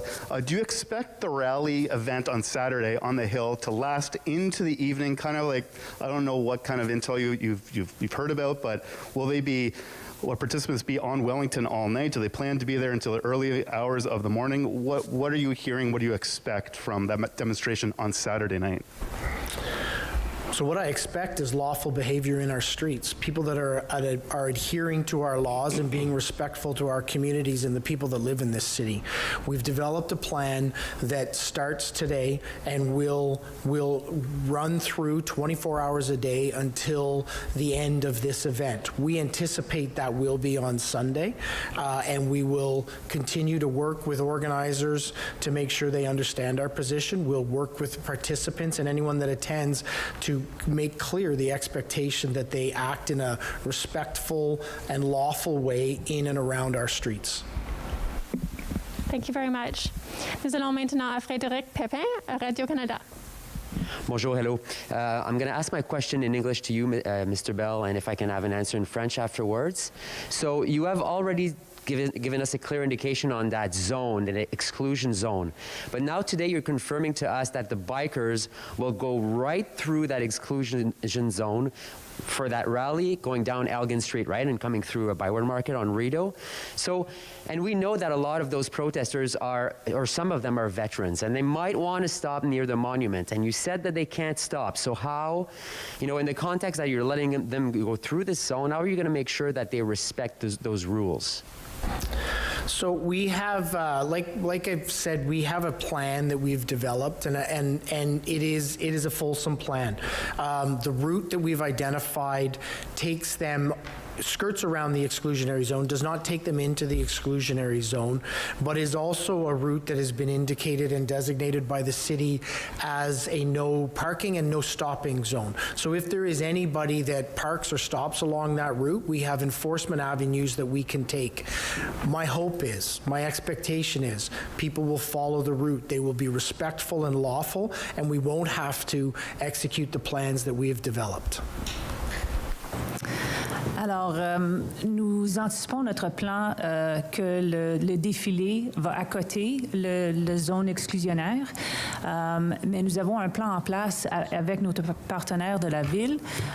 Nous avons installé des pancartes pour dire que c'est une zone où il n'y a pas d'arrêt ou pas de stationnement dans cette zone-là, et nous sommes préparés avec soit nos agents ou des remorquages en place pour actionner s'il y a des personnes qui choisissent à arrêter sur la route, mais nous attendons pas à ça. Une question pour vous, Monsieur le maire. On sait qu'il y a une manifestation qui se prépare ou qui a lieu présentement devant l'hôtel de ville des résidents d'Ottawa qui sont mécontents de plusieurs choses, entre autres la façon dont on s'attend ou que ça pourrait être géré. Il y a beaucoup de frustration, vous devez le sentir vous-même, là, Monsieur le maire. Alors, quel est le message que vous envoyez à la population dans le contexte où on ne sait vraiment pas ce qui va se passer en fin de semaine? Alors, j'aimerais avoir your answer in English as well at the end. Oui, j'aimerais comprendre qu'il y a beaucoup de frustration parce que la manifestation en février, c'est vraiment difficile pour les résidents. Just while the mayor is answering a question in French, let me jump in here. So it sounds like there will be a drive past by this biker rally, but they won't be able to stop. That there will be a small contingent at the National War Memorial sometime on Saturday, but on foot, not with motorcycles. And if I heard correctly, the route would look like this, that there's going to be some kind of gathering space on Coventry Road. They won't say what the address is. They would not confirm that it's the Saint Laurent shopping mall, but it sounds like it's going to be Saint Laurent. Remember, the ballpark parking lot was used as a staging ground for the Freedom Convoy. So they would go, if you can picture this in your head, Coventry, from Coventry, get onto the Vanier Parkway, take the Vanier Parkway to Waller, then to Rideau, then onto Elgin, go south on Elgin, which would kind of like take you right past the War Memorial there, and then go east on Laurier, right? David? Yeah, David's nodding yes. Yeah, yes. That's kind of the route, but they're not going to be allowed to stop. It'll be a no stopping route, but that's kind of I think that's the major news development that's coming out of this right now from the chief. Let's rejoin this live news event. This is happening right outside the mayor's office. Prepared to deal with it firmly but fairly to ensure that our city continues to be a welcoming city, and we're not plagued by these individuals who come here to do harm, and at the same time are costing both our businesses large amounts of money, as well as taxpayers significant amount of money to bring peace, order, and stability to our city. Thank you. Merci beaucoup. Nous allons maintenant à Amanda Poisson à TVA Nouvelles. Bonjour, ma première question, c'est pour Monsieur le maire. Vous parlez beaucoup de confiance, surtout même avec la manifestation de février. Vous avez réitéré votre confiance, même quand je pense que tout le monde a réalisé qu'il y avait une perte de contrôle là, quand même avec la manifestation. Êtes-vous satisfait de tous les changements qui ont été apportés, nouveau chef de police, la stratégie aussi? Est-ce qu'il a vraiment fallu cette manifestation-là, qui a été quand même un échec là, du côté du service de police? Are you confident you've learned the lessons? You have a different police chief this time. Nous That's avons the un nouveau question from this président news du reporter. conseil d'administration de service de police, un nouveau chef de police. Et comme j'ai dit, j'ai mentionné pendant mon discours hier à conseil municipal que j'ai beaucoup de confiance avec M. Bell et son équipe. Et nous sommes dans une position meilleure pour protéger et aider les citoyennes et citoyennes de la ville d'Ottawa. We have a new police board chair, we have a new chief, everyone has my confidence. We've learned a lot of lessons. Des problèmes pendant la fin de semaine, ça c'est impossible. We're better prepared this time. Voir l'avenir, mais certainement, comme M. Bell a dit, nous avons un plan et je pense que nous avons plus de temps de faire cette plan parce qu'il n'y a pas beaucoup de temps de faire un plan en février parce qu'on avait seulement 5 ou 6 jours en avant. On sait que cette manifestation était une possibilité il y a 3 semaines. Et ça, c'est important pour nous autres de travailler avec le GRC et le OPP aussi pour obtenir leur appui parce que nous sommes We have more time to prepare this time. The last time we only had 5 or 6 days. Seulement des agents de police. But we've had more time to plan and coordinate with the OPP and the RCMP. Est-ce que vous êtes en contact avec les organisateurs? Parce que vous dites que vous avez de l'information, mais est-ce que vous êtes en contact? Puis est-ce que vous êtes certain là, qu'on va quitter en fin de semaine? Merci pour la question. Oui, nous sommes en contact avec certains organisateurs pour la fin de semaine. C'est notre habitude d'étendre la voie de communication. Alors, notre équipe de liaison policière est en contact régulier avec l'organisateur. Are you speaking with the organizers? We're in regular contact with the organizers. We have a liaison team that's been in constant communication with the organizers. Qui planifient quelque chose ici. Nous voulons toujours parler avec ces organisateurs pour être certain qu'on peut mettre ça en sécurité pour eux autres et aussi pour leur donner nos expectations. Merci. Okay. Thank you very much. This concludes our media availability today. Cela conclut. Okay, so that's it. That was a very long news conference, about 40 minutes or so. We'll have the recap on all the latest details. Coming out, we're going to do a 10:30 newscast. Yes. So Andrew will give us the highlights coming out of that news conference, and then a longer briefing after the 10:30 news and your calls. We may actually get to take some calls during the talkback hour. Your reaction to anything that you've heard at 750-1310 right after the news. This is the talkback hour after all, and this is the Rob Snow Show on City News.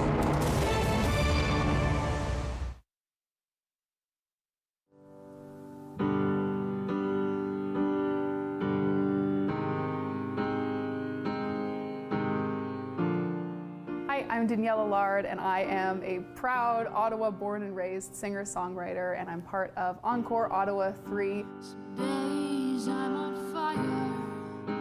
I don't even stop. I don't even drop. I don't even. I think that this is the first time that I have unveiled a set of music that's all new music. I'm usually pulling from some of my older projects like Chameleon and Passing Notes and trying to feature songs from both of those, but the set you're about to hear has been all written within the last year. So I'm really excited to share that with Ottawa and share that with the world. Sometimes it feels feels like we're falling when things are falling into. What does it mean? Well, firstly, I'm seeing friends that I haven't seen in 2 years, so that is kind of stabbing me in the heart a little bit, but I'm also just so happy to be able to make art with all of these friends again. And what it means being in a venue like this for a local artist. I mean, Centerpoint Theatre is premier. I've been treated like an absolute rock star from the moment I just kind of knocked on the door and said, hey, can I unload my gear? Everybody's so helpful, and you're just used to kind of dragging all your stuff around, and it's such a hard business to be in, and this is a dream come true for any local artist who gets to participate in a series like this, and to also have access to an incredible film and audio crew. It's the dream. I'm too small to house it, and it's not just me. I really hope you like the music and just come and see all of the talent that Ottawa has to offer.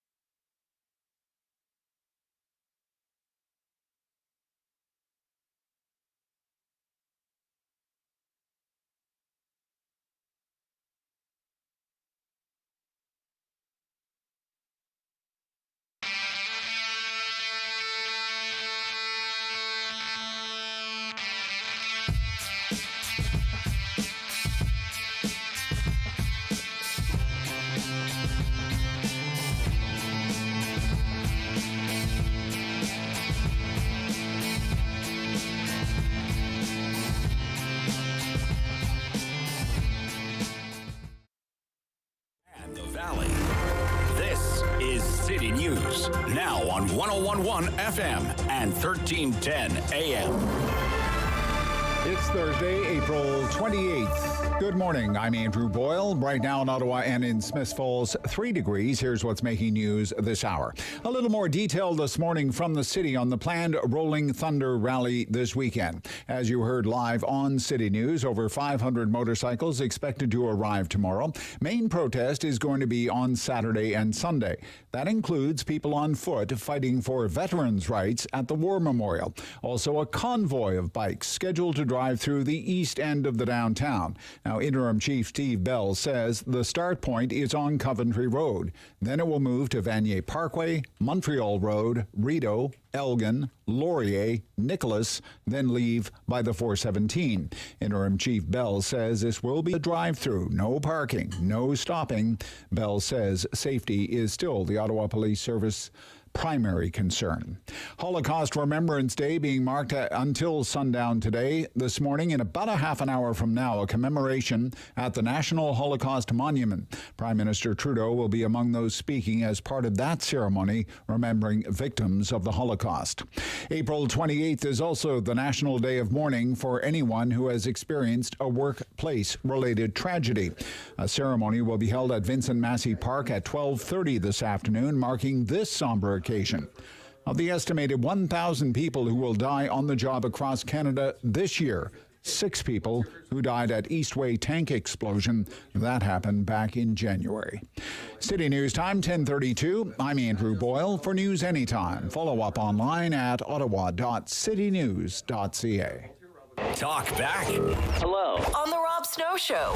The phone lines are open at 613-750-1310. Now, the Rob Snow Show continues. Okay, so we have about 25 minutes to take phone calls here for the first time in a couple of days. We've been interrupted by the Ottawa Police Service the last 2 days, but that's great. We can get the very latest news and get then your views on the news, which is always the best way to do it, to have the latest breaking news and then instant reaction from our listeners. So our phone lines are open right now at 750-1310, 750-1310, 613-750-1310. So we have a little more than 24 hours to go, and about 500 people on motorcycles coming to Ottawa, and they're calling it Rolling Thunder. So do we need more than 800 Mounties, plus members of the OPP, plus all the regular members of the Ottawa Police Service on hand to deal with this Rolling Thunder motorcycle rally? Because it sounds like they will be. What do you think about what you are hearing about the resources being deployed to deal with this event? What's your opinion on this? Okay, 2 days in a row now, we've had some pretty exhaustive updates from the interim police chief. Do you maybe you like it because it's going to prevent a repeat of the Freedom Convoy? There's not going to be an occupation downtown? Or does it sound like an overreaction? Does it sound like an overreaction? Maybe you could make the case that it's an overreaction. You know, a couple of days ago, the police service released this map, affected areas, downtown core, vehicle exclusion zone. Now we have a route for kind of a drive-by for the motorcycle rally. Saint Laurent parking lot on Coventry, Vanier Parkway, Montreal Road, Rideau, Elgin, Laurier, and then onto the 417. And all of these rules, regulations in place, any vehicles that are illegally parked, stopped, not following directions, fined, towed, drivers arrested, charged, no fireworks, open fires, air or train horns, structures, tents, all the stuff that we saw with the Freedom Convoy, right? Not allowed. You have the exclusion zone, Bronson in the west, Waller in the east, Wellington to Laurier, then kind of northeast, you have Rideau, Sussex, King Edward, Murray Street, Mackenzie King, all affected by this vehicle exclusion zone. So that came out a couple of days ago. I think what they have planned is that the idea that you're going to be allowed to, say, park on the side streets. They're still not as specific as I would like about, if you pulled out your map and you looked at Centertown, what's the plan for Lisgar, Nepean, Cooper, Primrose, Cambridge, Lorne Avenue, streets up around the St. Vincent Hospital, up around that area, okay? Are they going to be able to park motorcycles and kind of like make their way up to Parliament Hill? Because he said they're not going to prevent people from protesting. People still have a charter right to protest. But this idea that 1,000 motorcycles are going to park at the National War Memorial or take back the National War Memorial, not happening. And local traffic is still going to be able to get around. They've been pretty clear about that. If I lived on James Street and I wanted to go to the Rideau Center or into the Byward Market to have lunch with friends in the Byward Market, it sounds like I'd be able to do that. Maybe that's something that could be exploited. I don't know. But you can kind of see what the police have in mind. They're adamant that they're going to control the flow of traffic in and out of the downtown core and especially into the parliamentary precinct, which is pretty much going to be a no-go zone. They don't want to lock in the locals, but they want to lock out the bikers, is kind of the plan. No stopping, no parking, none of this. We're not going to let people be building temporary kitchens and have, portable barbecues and fire pits, and they're not going to be roasting a pig on a spit and having beers in a hot tub. None of that is happening. None of that is happening. They were accused of rolling out the red carpet for the truckers until it became embedded in the community, right? With the bouncy castles and everything else. And they didn't go anywhere for a month. And that was kind of like Ottawa's newest infill project in the downtown core.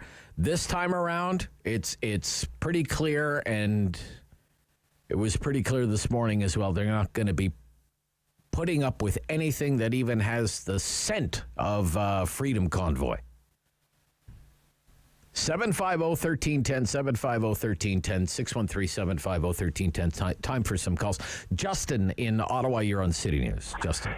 Yeah, hey, Rob, how's it going? It goes. Yes, it goes. Rob, I like your show. This is the first time I call. Oh, I appreciate that. Thank you. Thank you. Yep. So, Rob, I think they're definitely overreacting. Overreacting. Okay. Okay. I don't know if you've ever heard of the Daytona motorcycle rally. Well, people have brought up many motorcycle rallies. There's 500,000 people will go through in a week there. We're talking about 400 motorcycles and maybe a couple thousand of peaceful protesters. So I think they're definitely overreacting on their preparations. But, better to be safe than sorry, but definitely overreacting. Overreacting, yeah. And, Rob, I don't know, do you remember they used to have the Wednesday night cruise nights at the Rideau Carleton Raceway Casino a couple years ago before COVID? Okay. I'll take your word for it. I was never there, but... yeah. But on any given Wednesday, there was minimum 500 motorcycles and minimum 500 muscle cars that would gather every Wednesday at Rideau Carleton Raceway, and 99% of the city had no clue that was going on. But they're worried about, it's not just...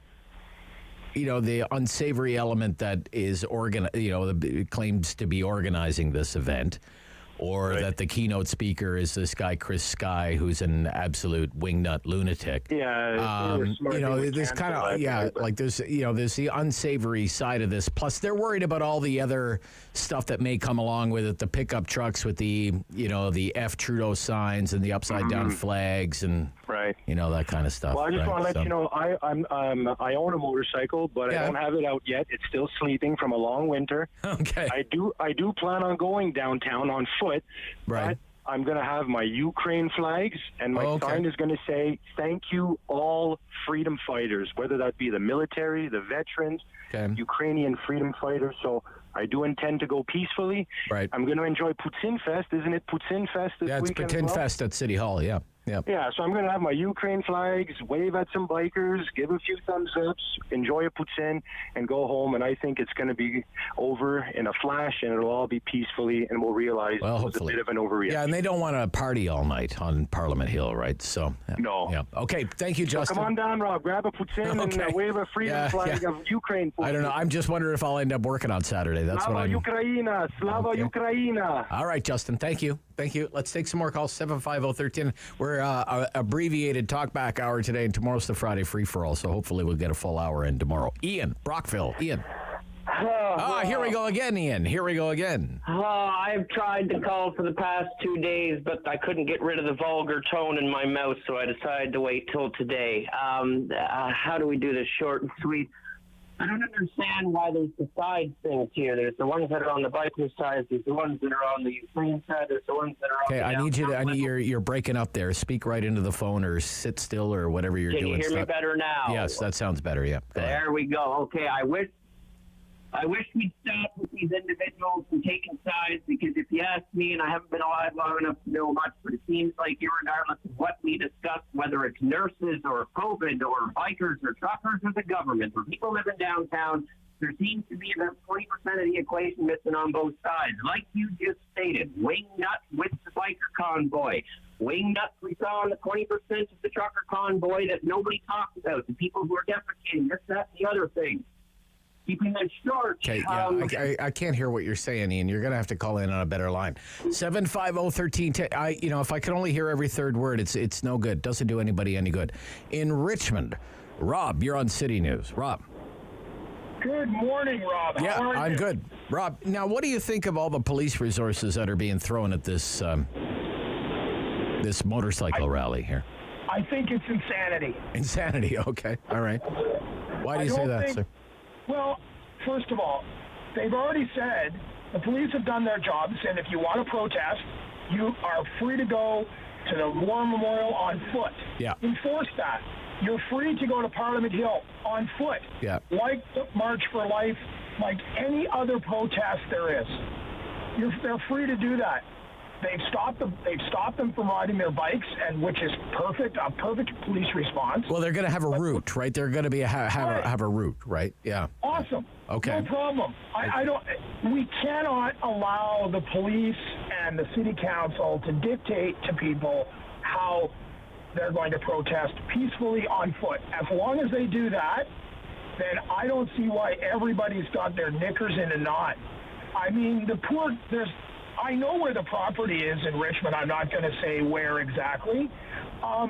I know who the guy is that's apparently going to host some of these people. Okay. I mean, yes, 2 days ago, there was 7 police cars at his house, drones in the air. I mean, and it's all over the Richmond Facebook page about what's he doing and what's going on. The poor guy, it's his property. I'm hoping they had a search warrant and he has a lawyer. So I'm not on Facebook, so what's the I'm deal? not on Facebook either. I'm only hearing this from my son. Oh, I see. But, Okay. I mean, what I mean is that the heavy. Like, is it a farmer? Is it a farmer? Or? I'm not going to really exactly say it's sort of a farm. It's sort of a farm. But it's a rural property, and it's just going to be like kind of a staging area kind of thing, or? Yes. Okay. As far as we know, I guess that's what the police think. There were 7 police cars, K-9 unit, drones in the air. Wow. The poor guy. I mean, that's way overreach. Okay. They're going. I think that's wrong. Right. People have a right to their private property. People have a right to do, as long as it's not unlawful, to do things on their private land. It's overreach to its nth degree. All right. I understand people's nervousness, but let the police. I think the police are doing all they can to balance both ways. Except when I heard that and saw the pictures of that, I was like, that's overreach. Okay. All right. Thank you, Rob, for your call. Yeah, good info You're there. welcome. Yeah, thank you. Great info there. That's nice. This is the Rob Snow Show. We're taking some calls. We had to cover a live news event that we just listened to the news conference from the mayor and the interim police chief about what is in the works for this weekend, starting tomorrow. Really, with exclusionary zones and traffic controls and the like. Love your reaction to it. Is it all too much? Or, hey, if it prevents a repeat of Freedom Convoy, then that's fine with me. What's your take? 750-1310, Rob Snow Show, City News.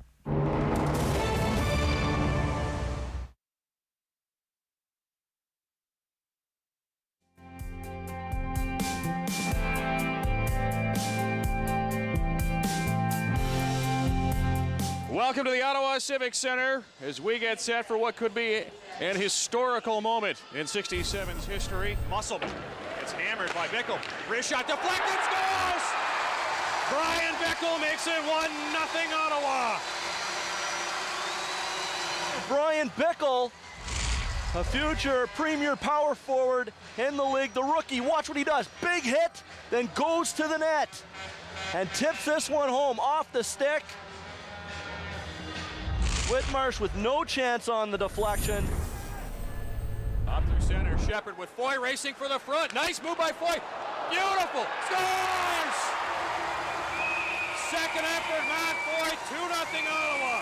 It's the second effort for Matt Foy that gets his 60th goal, milestone goal of the year. He and Corey Locke now both in 60, the first 2 players of the season in the OHL to do it, and it's textbook Foy going to the net, and look at the second effort, a goal scorer's goal with his own rebound, and Ottawa takes a 2-0 lead.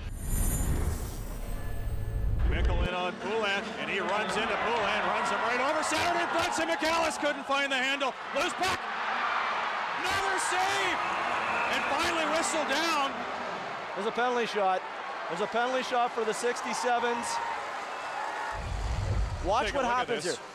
Big hit. Look at Bickle. That's what wow, started he's it. having a great game, I tell you. Comes out in front, then there's the puck. All of a sudden loose. It hits a skate, and right there on the top, the player kneeling over. We can't get that number. He's standing up right. That's Chaumont. It's Chaumont. He's got the puck in his right hand, number 22. And here we go, Albiani. Scores! 3-1 Ottawa. Long pass up to Rodney Ballman. He's got Dickinson. Here's Dickinson. Break scores!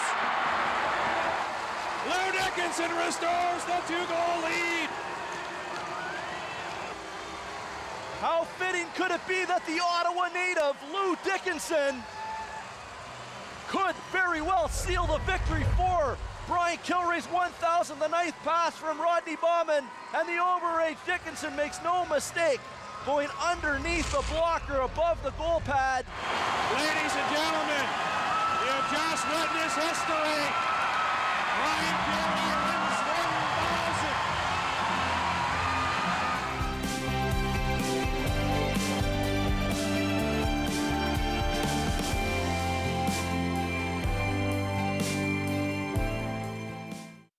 Talk back. On the Rob Snow Show. Have your say and call now. 613-750-1310. So, your reaction to all the preparation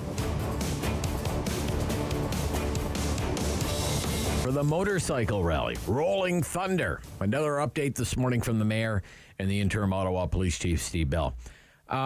Maybe you think it's all a bit much. Not even a single motorcycle has arrived in Ottawa yet, and my gosh, look at the reaction. Maybe you think it's an overreaction. It's a preemptive strike, that's for sure. You know, the organizer, Mr. Sheard, he says it's not even a protest. He says it's a bike rally. We're going to show up, we're going to do our thing, we're going to say our piece, we're going to lay a wreath, and then we're all going to go home. That's what he says in his videos. And we played some of what he said for you earlier in the week, the claims that he makes in the videos. We are not here to protest, he said. We just want to pay our respects. We feel that the National War Memorial was disrespected. We want to lay a wreath, okay? It's not Freedom Convoy 2.0. That's what he says, okay? And he has also said, I don't want any of the F. Trudeau stuff. I don't want the Canadian upside-down flags. I don't want the anti-government stuff that was on display during the last protest. That's what he says. That's what he says. That's what he says. You know, but do you believe him, right? Because he was part of the first protest, the Freedom Convoy. He took part in that. And he says he's all about, you know, the World Economic Forum and the Great Reset and the globalists and all of this stuff. And I thought, you know, a few years ago, I thought that was all Agenda 21. They changed it from Agenda 21 to the Great Reset, whatever. One world government, whatever. He's into that. He admits it. He thinks we're being taken over by the globalists. And he was part of Freedom Convoy 1.0. And the organizers of Freedom Convoy 1.0 said they would only be here a few days, and the thing lasted almost a month and drove people around the bend. So I think a valid concern is his believability, his truthiness, if you will. Why would you believe what he says if he was part of a crowd that caused so much disruption the last time? But my gosh, 800 Mounties sworn in as backup for the Ottawa Police, the OPP on standby. You'd have to think they didn't mention this, but the Quebec Police, will there be a role for the Quebec Police? In addition to all the resources of the Ottawa Police. What do you think about all of this? The preparations here. Ian in Brockville. Ian. Can I get a mic check, Rob? Yeah, you're on, Ian. Go ahead. Yes, sir. Yes. A little bit better this sounds time better. around. Yeah, sounds better. As always, listening to you has kind of changed, giving me a better way to put this. Everything you're saying there is bang on because it is a bit much, but everything you just said brought a term to mind. I'm going to use the term ignorance. Going back to, if you made it out, 20% on either side, irregardless of what we're ever talking about. It seems to be 20% on the individuals all the time. It seems like this time around the government's trying to play catch-up for the lack of, last round, but at least they're trying to make up for what they lack of doing last round. Right. Unlike, and again, I support both sides of this all the time. I'm always an on-the-fence kind of guy, but unlike what the other side's doing, because like you discussed yourself, Rob, and one of the first things I did when I heard about the convoy coming to town, I went and I did my research. Did this group get rid of their 20% of bad that they brought with them last time around? Nope, they didn't. So one group is putting in 20% too much effort right now. The other group's forgetting about the 20% they forgot about last round. And to conclude, Rob, the reason why it's taken me so many days to find a polite way to call in about this is because until the beginning of last week, a biker convoy, I don't like to speak ill, but with what we're hearing, we essentially are already in nuclear warfare territory. I listened to that newscast about the bikers coming, and, well, I couldn't fall in with the words that were coming to my brain. But then again, going back to this 20% either side or both sides need to take onus some point in time. When I heard what Jim said, even today, we like to keep our city a welcoming place, but not for these types of people. You guys are inviting. Have you ever dealt with a mother and her toddler? When the toddler wants a cookie that has been baked in the oven. No, I'm not calling the bikers toddlers. When a toddler wants something, we have to use reverse psychology with that toddler. Now, in a similar situation, but with adults, some making great decisions, some not making the best, if we have a group of individuals who is dead set on doing something, like giving a cookie, but a more grown-up version of it, what happens when we say no, no, no, no, no? Dinner time don't go great, the afternoon don't go great, but if we explain to the individual, hey, how about I give you half a cookie, we're going to have dinner. Hey, guys, I understand that Port Dover's like this. I love that guy who called in the other day. I get it. But I need you guys just for this point in time to put this in your minds. I want you to imagine not being everybody, but just that one very vulnerable person who is downtown. Maybe she's somebody or he's somebody who's been through a real rough time. Multiply that by 10 or 12 individuals and imagine what it was like to go through what they went through. Yeah, they're the one who chose to live there. They're the one blah, blah, blah, blah, blah. But guys this is kind of like making jokes about somebody we didn't like who passed away 6 months after their funeral. Maybe we leave it like we've got too much going on, right? We just leave it alone. Leave Ottawa alone for the time being. Just leave it be. Gotcha. Yeah, that's a good point. I mean, the police. You know, you could say Chief Sully was fooled, right? He took the organizers of the Freedom Convoy at their word. Yeah, well, we're going to stay for a little while, and they end up being entrenched on Wellington Street and on Kent Street and O'Connor Street, Metcalf Street. They're not going to get fooled again. The interim police chief, he talks about a city that is healing. It's healing from the last protest. And he admitted as much. He was asked by, it was a great question by the news reporter, Chris Curries of City News. How much of this is about restoring trust with the people of Ottawa? This reaction, all the preparation in advance of this motorcycle rally. This is a police force that is trying to rebuild its relationship with its community, that is trying to rehab its own reputation, because it took an awful beating during most of the month of February. You know, one of the allegations was that, the police were in cahoots with the protesters during Freedom Convoy. Maybe that accusation will ring out again today when people learn that, there's an approved route, Coventry, Vanier Parkway, Montreal Road, Elgin, Laurier. Some people are not going to be pleased to learn that. But there are connections between this rally and the Freedom Convoy, and the connections are undeniable. There's Mr. Sheard. He's admitted as much. He makes no apologies for it. Yeah, we were on the Hill. We exposed them all. He said that in his video. Then you have the group Freedom Fighters Canada. Bethan Nodwell, nurse from Chelsea, opposed to COVID-19 vaccines, quote, volunteered for the Freedom Convoy and ended up managing the Parliament Hill stage for 3 weeks. I read that in the paper yesterday. Like the head roadie for the Parliament Hill stage is was a nurse from Chelsea. Jeremy Sullivan, Jerome, I think. Jerry, oil and gas worker from Alberta, quote, quit his job and headed to Ottawa for the Freedom Convoy. Now involved with this, Rolling Thunder.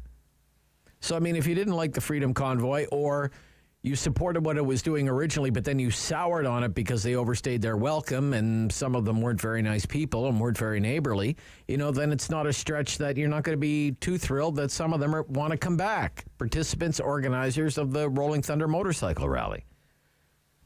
And the police have a plan for it, and now we know it includes basically a parade route and more than 800 Mounties.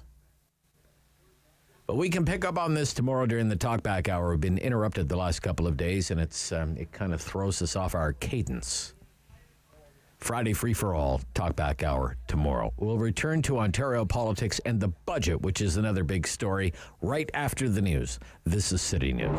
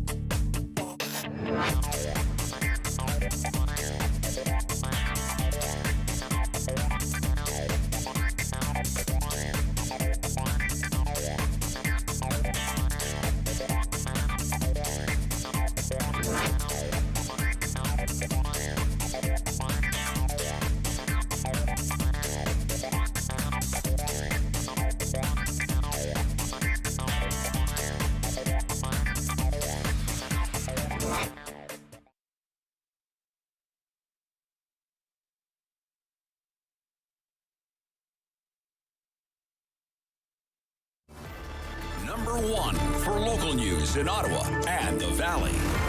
This is City News, now on 101.1 FM and 1310 AM. It's Thursday, April 28th. Good morning. I'm Andrew Boyle. Right now in Ottawa and in Smiths Falls, 3 degrees, and here's what's making news in Ottawa and the Valley. The interim police chief in Ottawa outlining more of the planned Rolling Thunder rally this weekend. Steve Bell says he's been in contact with organizers who have been made very clear the rules in the city. While Bell says the right to protest will not be interfered with as long as laws are followed, there will not be a repeat of the occupation of the downtown from this past February. He also outlined the route the motorcycles are going to take during their protest ride. That is scheduled for Saturday.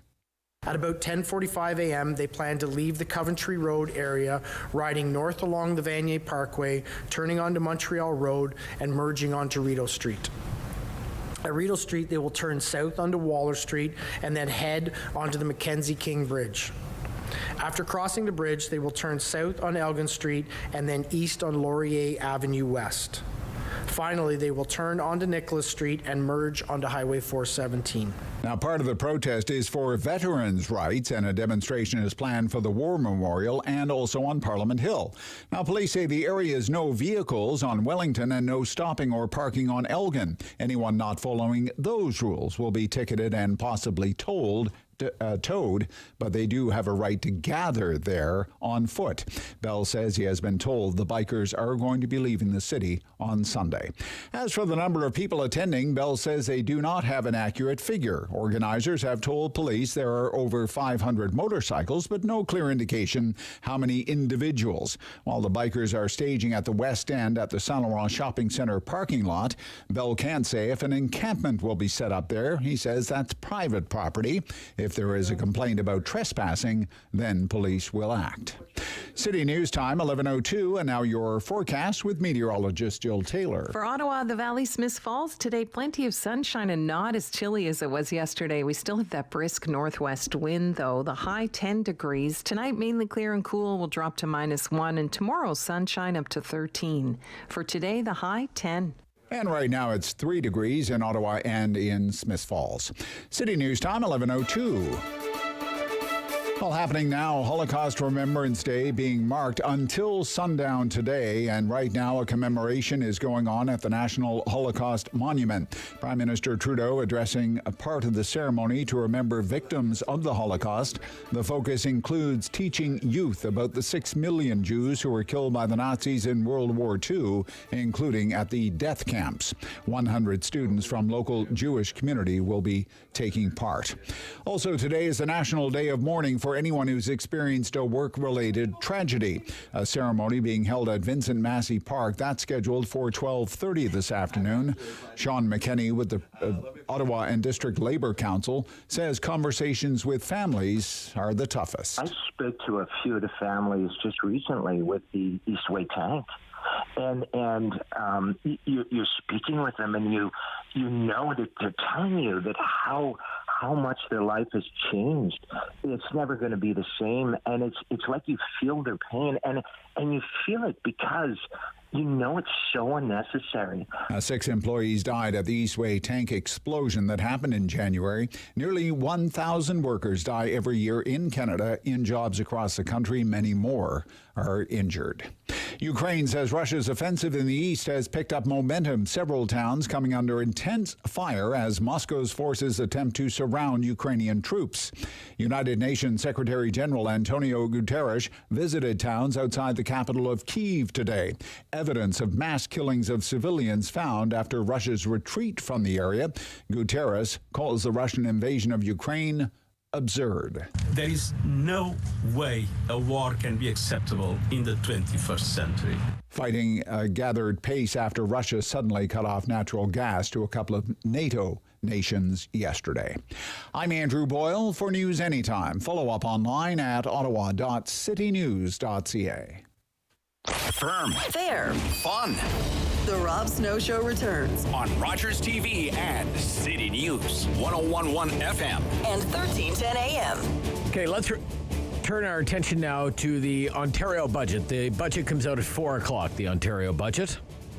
Peter Bethlen-Falvey is the Ontario Minister of Finance, and then that's it. We'll be off to the election campaign next week.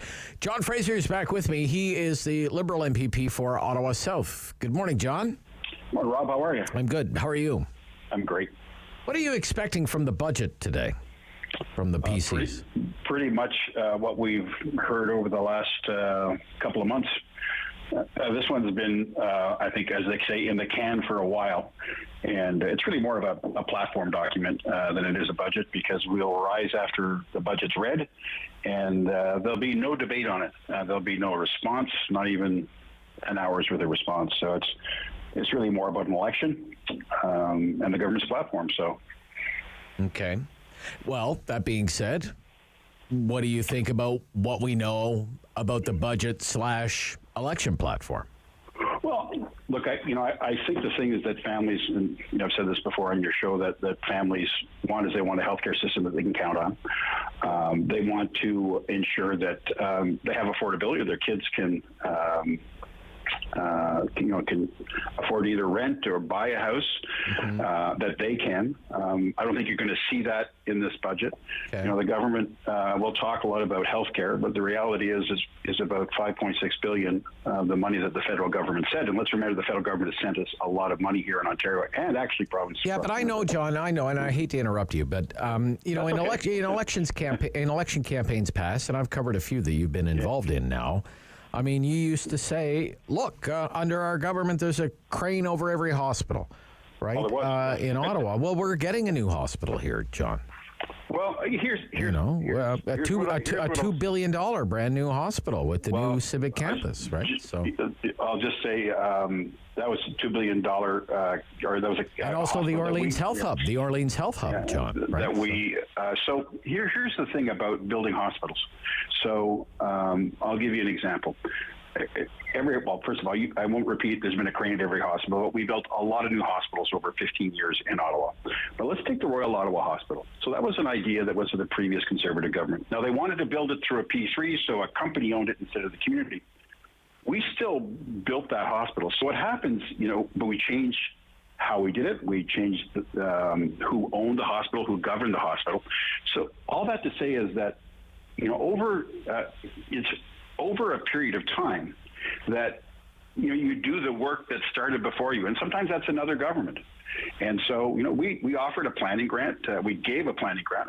Gave a planning grant to the civic campus. We are behind that. We're committed to that. We were as a government. We're still committed to that. And here's the thing I'll say about planning money. Planning money, which is what the government says now, is the easy part.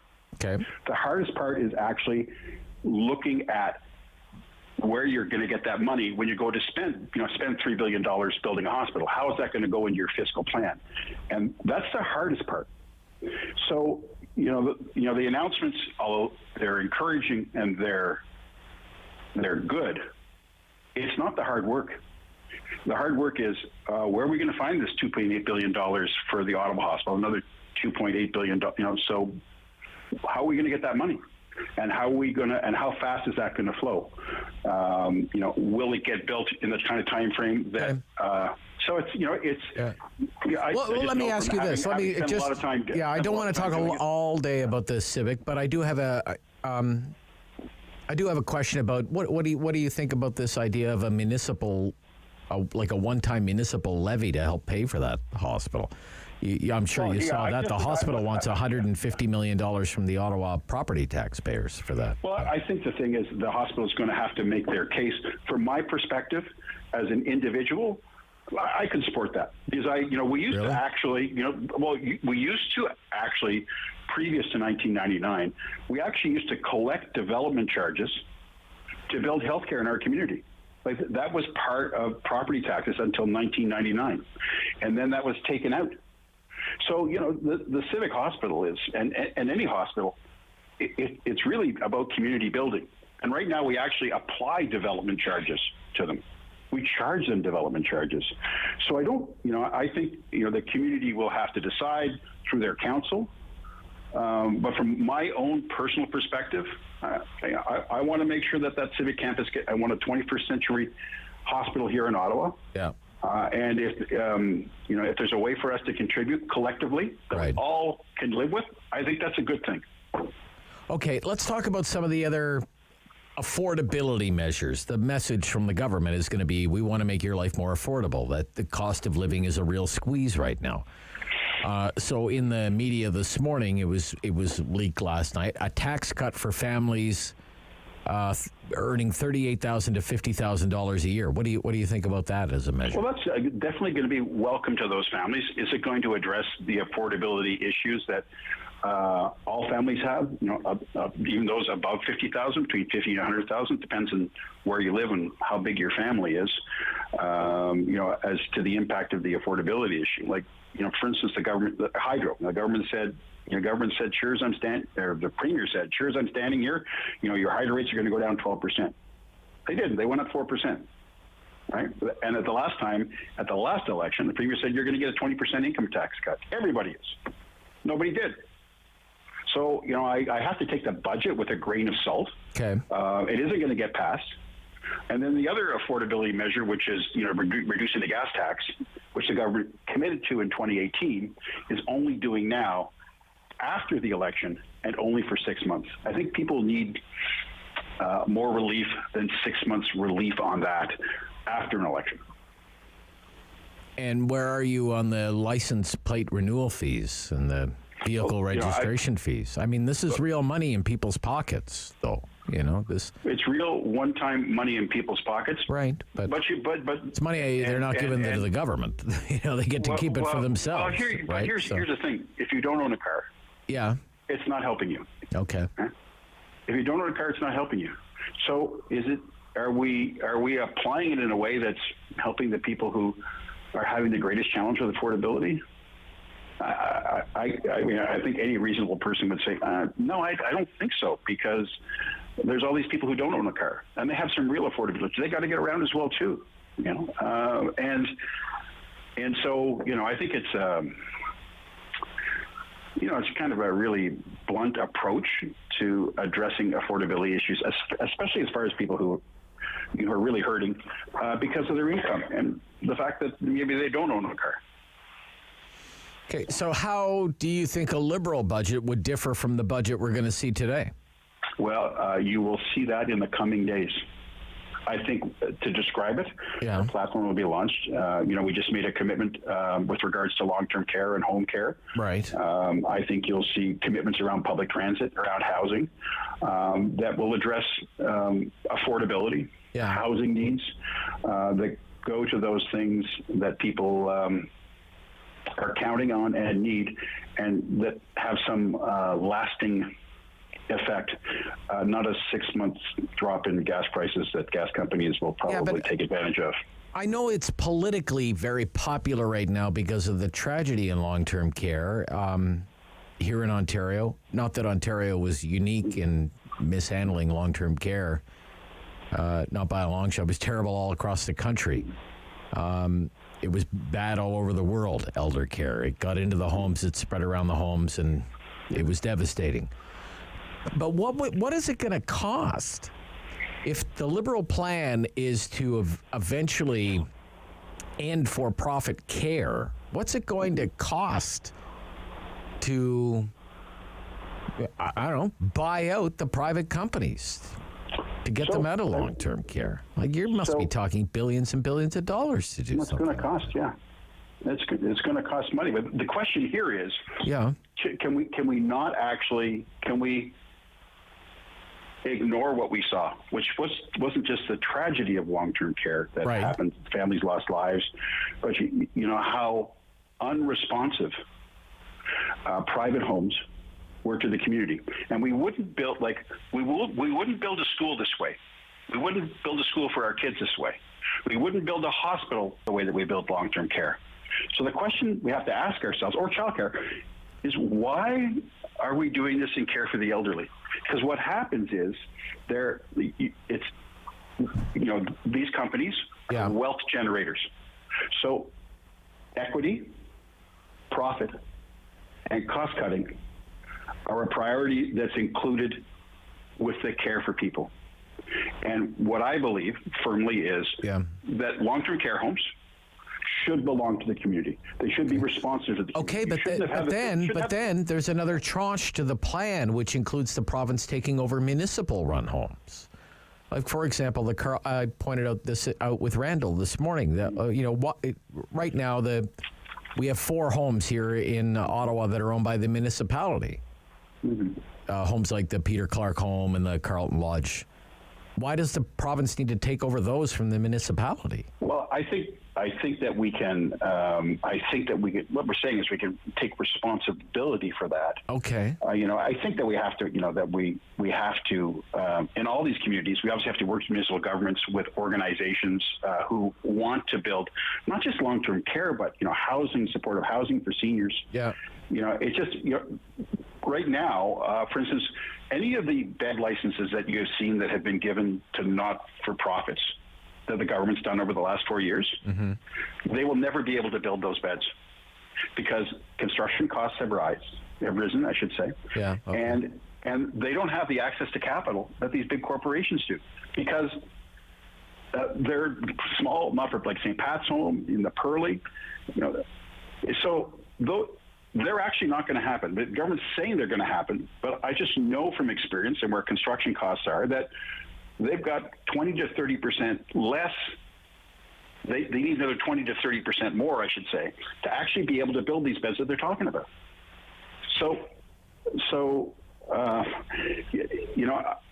I would think that we have to work together to ensure that, communities, it's like caring for our elderly is a community-based activity. Yes. Right? That's governed, that we take some responsibility for, that we're involved in. Because if you have elderly, like say at the Pearly here in Ottawa, why does that have to be run out of Toronto then? Well, it's not run out of Toronto. If you would argue. No, but your leader's plan is for the province to eventually run these homes, all of the homes. The provincial government is to run all of these homes, he says. Yeah, well, the provincial government is involved in running all of these. Well, regulating them. Regulating. Well, but we regulate them right now. Here's the other crazy thing about long-term care is I come from the grocery business, so I know something about franchise agreements. Yeah. Our long-term care regulations are like a massive franchise agreement, and we have it because we have private operators. We have to we have to make sure that that we have regulations that literally some of them say how much food you put on a plate. Yeah. And that's because we've involved, what happens with for-profit is they've got more than one master to serve. They have a couple, building equity and cutting costs and caring for people. And what happens is caring for people is last on the list. That's your... Well, yeah, it can come last on the list at times. Okay. And it's just you can't do everything. So I think that if the focus is on caring for people, even Jack Hitz and the Long-Term Care Commission, they talked about this. They talked about mission-driven organizations, which means we're here to care for the elderly, and that's our job. And that's the thing we're focused on. We're not worried about building equity for shareholders or pension funds or cutting costs for shareholders or pension funds. We're looking to make sure that people can live in dignity at the end of their lives. All right, John, I'll talk to you tomorrow. Thanks a lot, Rob. And we'll get your reaction to whatever is released at 4 o'clock today. Thanks again. You bet. Take care. Bye-bye. John Fraser, Liberal MPP, Ottawa South. 11:19. When we come back, so we know a lot about Rolling Thunder and the city's response to Rolling Thunder as the motorcycles plan to roll into town tomorrow. How about a counter-protest? What's going on with that? We'll talk about that when we come back on the Rob Snow Show on City News.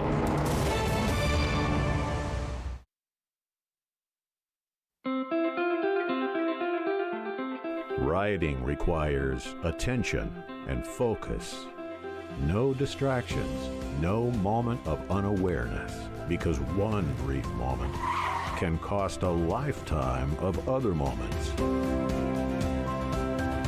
Everyone deserves to arrive home.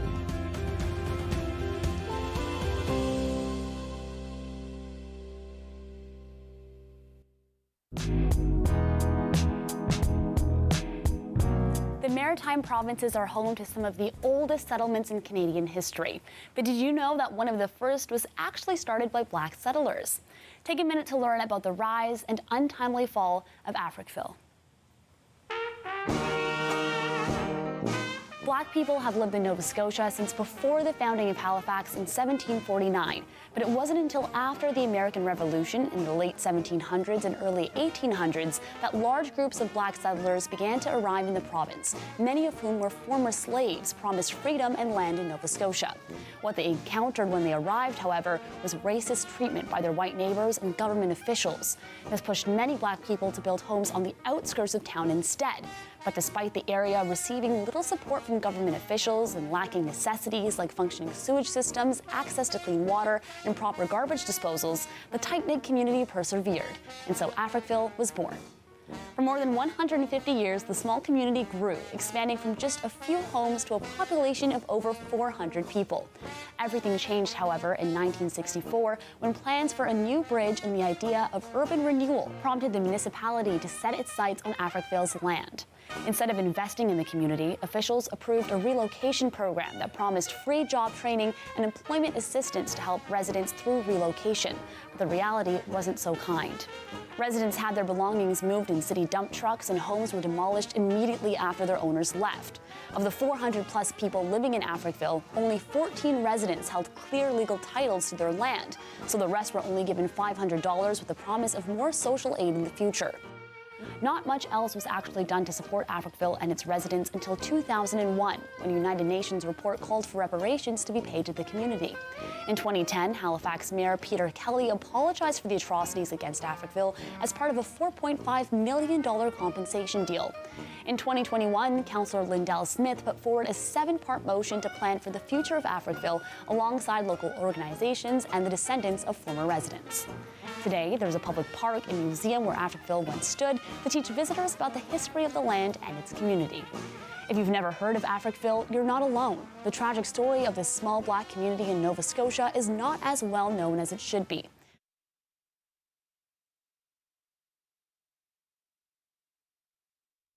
He's a pillar of community opinion.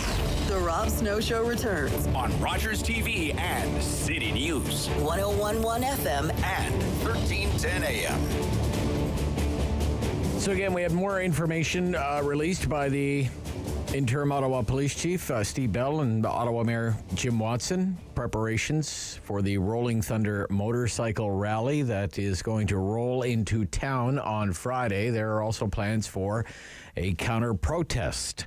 Organizer with Community Solidarity Ottawa, Brian Latour, joins me this morning on the City News. Good morning. Hi, thanks for having me. Nice to hear from you. What do you think of the way the police are handling things right now?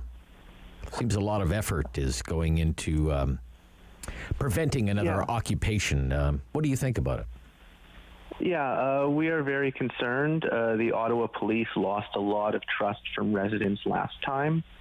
So we are very concerned that we're in for a repeat of some of the stuff we saw during the original occupation.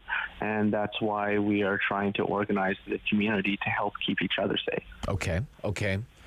But do you think that the police are taking the appropriate steps right now to prevent another occupation? Well, one of our biggest concerns right now is that while they've set up a vehicle exclusion zone, that we aren't sure if the people living in residential areas on the outskirts or just outside that exclusion zone will be adequately protected from another, hateful convoy occupation. Yeah, it seems as though they tried to address that today during the news conference, that they won't just be patrolling the vehicle exclusionary zone. They will be in the neighborhoods of Centertown that you talked about. But we'll see what happens, I guess. One more thing before we get into your counter protest, there is going to be kind of a parade route. We learned that this morning from the Saint Laurent Mall parking lot. They're going to go, if you can picture it, to Coventry Road, to the Vanier Parkway, to Montreal Road, Rideau, down. Park. Yeah. What do you think about the idea of kind of a a parade, I guess. If you want. Well, we don't like the idea of people coming to desecrate the war memorial with their, far-right conspiracy-driven nonsense and getting a police escort to do so. Okay. All right. So what is the counter-protest, the unwelcome party? What is that? Yes. Tell us about that. So it's going to be on Friday at 5 p.m. in Strathcona Park. We're holding it there to show support, not just for the communities of Vanier and Overbrook as well, because they received they had a lot of trouble during the original convoy occupation, and the Rolling Thunder is planning to roll through those communities once again. And we just want to get people together to oppose this convoy, to send the message that we won't tolerate disruptive, hateful, far-right protests in our community, and to also just build these connections within the community so we can build a more resilient community for the next time these people come around, because I've been monitoring them on Facebook and they plan to keep coming back. Okay. So Strathcona Park in Sandy Hill, off of Laurier there, right? Yeah. Okay, yeah. You're not planning to confront the convoy rally participants, are you? It's not going to be confrontational, is it? Or? No, we are a peaceful protest and a gathering of the community. Okay. I'm just wondering if we're kind of headed for the Battle of Billings Bridge Part 2, something like that. It's not going to be that, is it? Or? Well, we aren't planning it, but, the Battle of Billings Bridge Part 1 was planned by, a group of old Ottawa South dog walkers? Right. So... Yeah, but it mushroomed into more than that. It mushroomed into much more than that, right? So. Well, with how people in the city are feeling, we aren't planning anything, but I also can't guarantee that no one else is, Okay. All right. Well, Brian, thank you for filling us in and sharing your thoughts. Yeah, all the best. So again, it's Friday. You said at what time? 5 p.m. 5 p.m. in Strathcona Park in Sandy Hill. Okay, thank you. Thanks. Yeah, bye-bye. Brian Latour is with Community Solidarity Ottawa. Coming up right after the news, our look at the week's international news headlines. It's The World with Professor Elliot Tepper from Carleton. This is The Rob Snow Show on City News.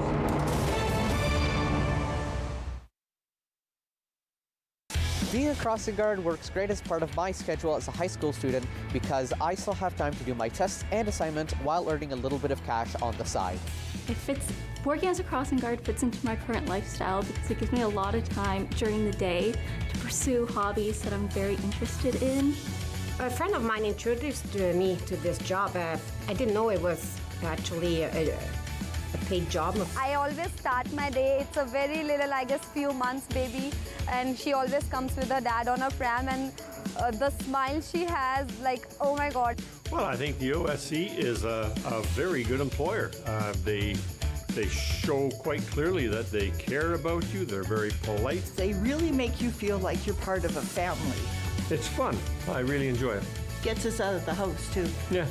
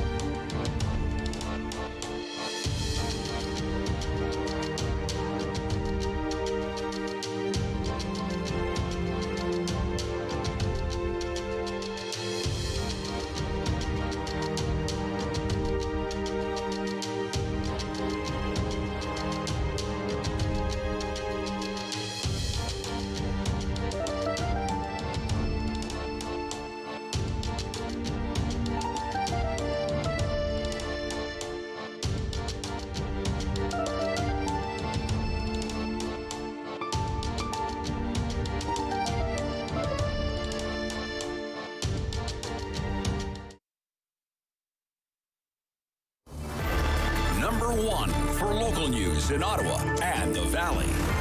This is City News, now on 101.1 FM and 1310 AM. It's Thursday, April 28th. Good morning. I'm Alex Gouge. Right now in Ottawa, it's mainly sunny and 5, and in Smiths Falls, it's 4. Here's what's making news this hour. Ottawa's interim police chief provided an update on the incoming Rolling Thunder motorcycle convoy earlier this morning. Steve Bell says he has been in contact with organizers and have made the rules in the city very clear. While Bell says the right to protest will not be interfered with as long as laws are followed, there will not be a repeat of the occupation of the downtown from this past February. The interim chief also says he has been told the bikers will leave on Sunday. Ontario is reporting 1,661 people in hospital with COVID-19 today and 202 in intensive care. That's compared with 1,734 hospitalizations and 211 people in ICUs on Wednesday. The province is also reporting 21 new deaths from COVID-19. It also says 3,751 new infections were recorded, but access to PCR tested remains limited. Health Canada has approved a request from Canadian Blood Services which will allow more people to donate blood this year. The Federal Health Agency authorized the request from CBS to eliminate the 3-month donor deferral period for men who have sex with men. Instead, it says all donors, regardless of gender or sexuality, will be screened for high-risk sexual behavior. The new screening approach is expected to be in place come September. City News Time, 11:31. I'm Alex Gouge. For news anytime, follow up online at ottawa.citynews.ca. He's the opinionated Ottawa icon. The Rob Snow Show returns on Rogers TV and City News. 101.1 FM and 1310 AM. Professor Elliot Tepper will join us shortly. First, this is the President of the United States, Joe Biden, asking Congress for an additional $33 billion to aid Ukraine. Everyone acknowledges and he's doing a news conference now. I'm paying their fair share. I've said it 100 times. You have 50 major corporations of the Fortune 500 companies made $40 billion last year, didn't pay a single penny. No one under our proposal, making their $400,000 a year, will see a penny in their taxes go up, not one penny. Mr. President, about tying COVID aid and Ukraine aid. Do you think COVID aid and Ukraine aid should be tied together in legislation? Well, I don't care how they do it. I'm sending them both up. I mean, they can do it separately or together, but we need them both. Should COVID aid and Ukraine be tied together? You that you're, quote, getting closer to using executive authority to cancel up to $50,000 in student loan debt. Can you confirm that? What exactly are you plan to do here in the coming? You mean my spokesman said that? Majority leadership. Look, number one, first thing we did was reform the system that was in place that didn't work for anybody, that allowed people to write off debt if they engaged in public service. We have almost 1,785,000, don't hold me the exact number, I'll get the number, 700 and some thousand have had debt forgiven, their whole debt forgiven because of their working in either as teachers or other means by which they qualify. And we continue to make that easier. Secondly, I am considering dealing with some debt reduction. I am not considering $50,000 debt reduction, but I'm in the process of taking a hard look at whether or not there will be additional debt forgiveness, and I'll have an answer on that in the next couple weeks. How high are you looking at? Thank you. Thank you, guys. Thank you, guys. Thank you. Okay, we missed the first part of that. That's unfortunate, but nevertheless, that's U.S. President Joe Biden. As you can imagine, the White House press corps had many other questions beyond the situation in Ukraine for the President of the United States. As we begin another session with Professor Elliot Tepper, Distinguished Senior Fellow at the Norman Patterson School of International Affairs at Carleton University. We call this The World. Good morning. Good morning, Rob. Morning. I don't know if you caught more of that than we did. I'm not sure, but any comment? He's asking for $33 billion more from the Congress. Yes, he's used up the authorization. He announced this in advance. He said, I'm giving another $800 million. That's now, I think, well over $3 billion total in aid. But the type of weaponry is going to go up, but he needs more authorization, further authorization to spend that money. So he's getting that out. He's seeking that from Congress. It's very likely he'll get it. There's strong bipartisan support to do something positive for Ukraine. Right.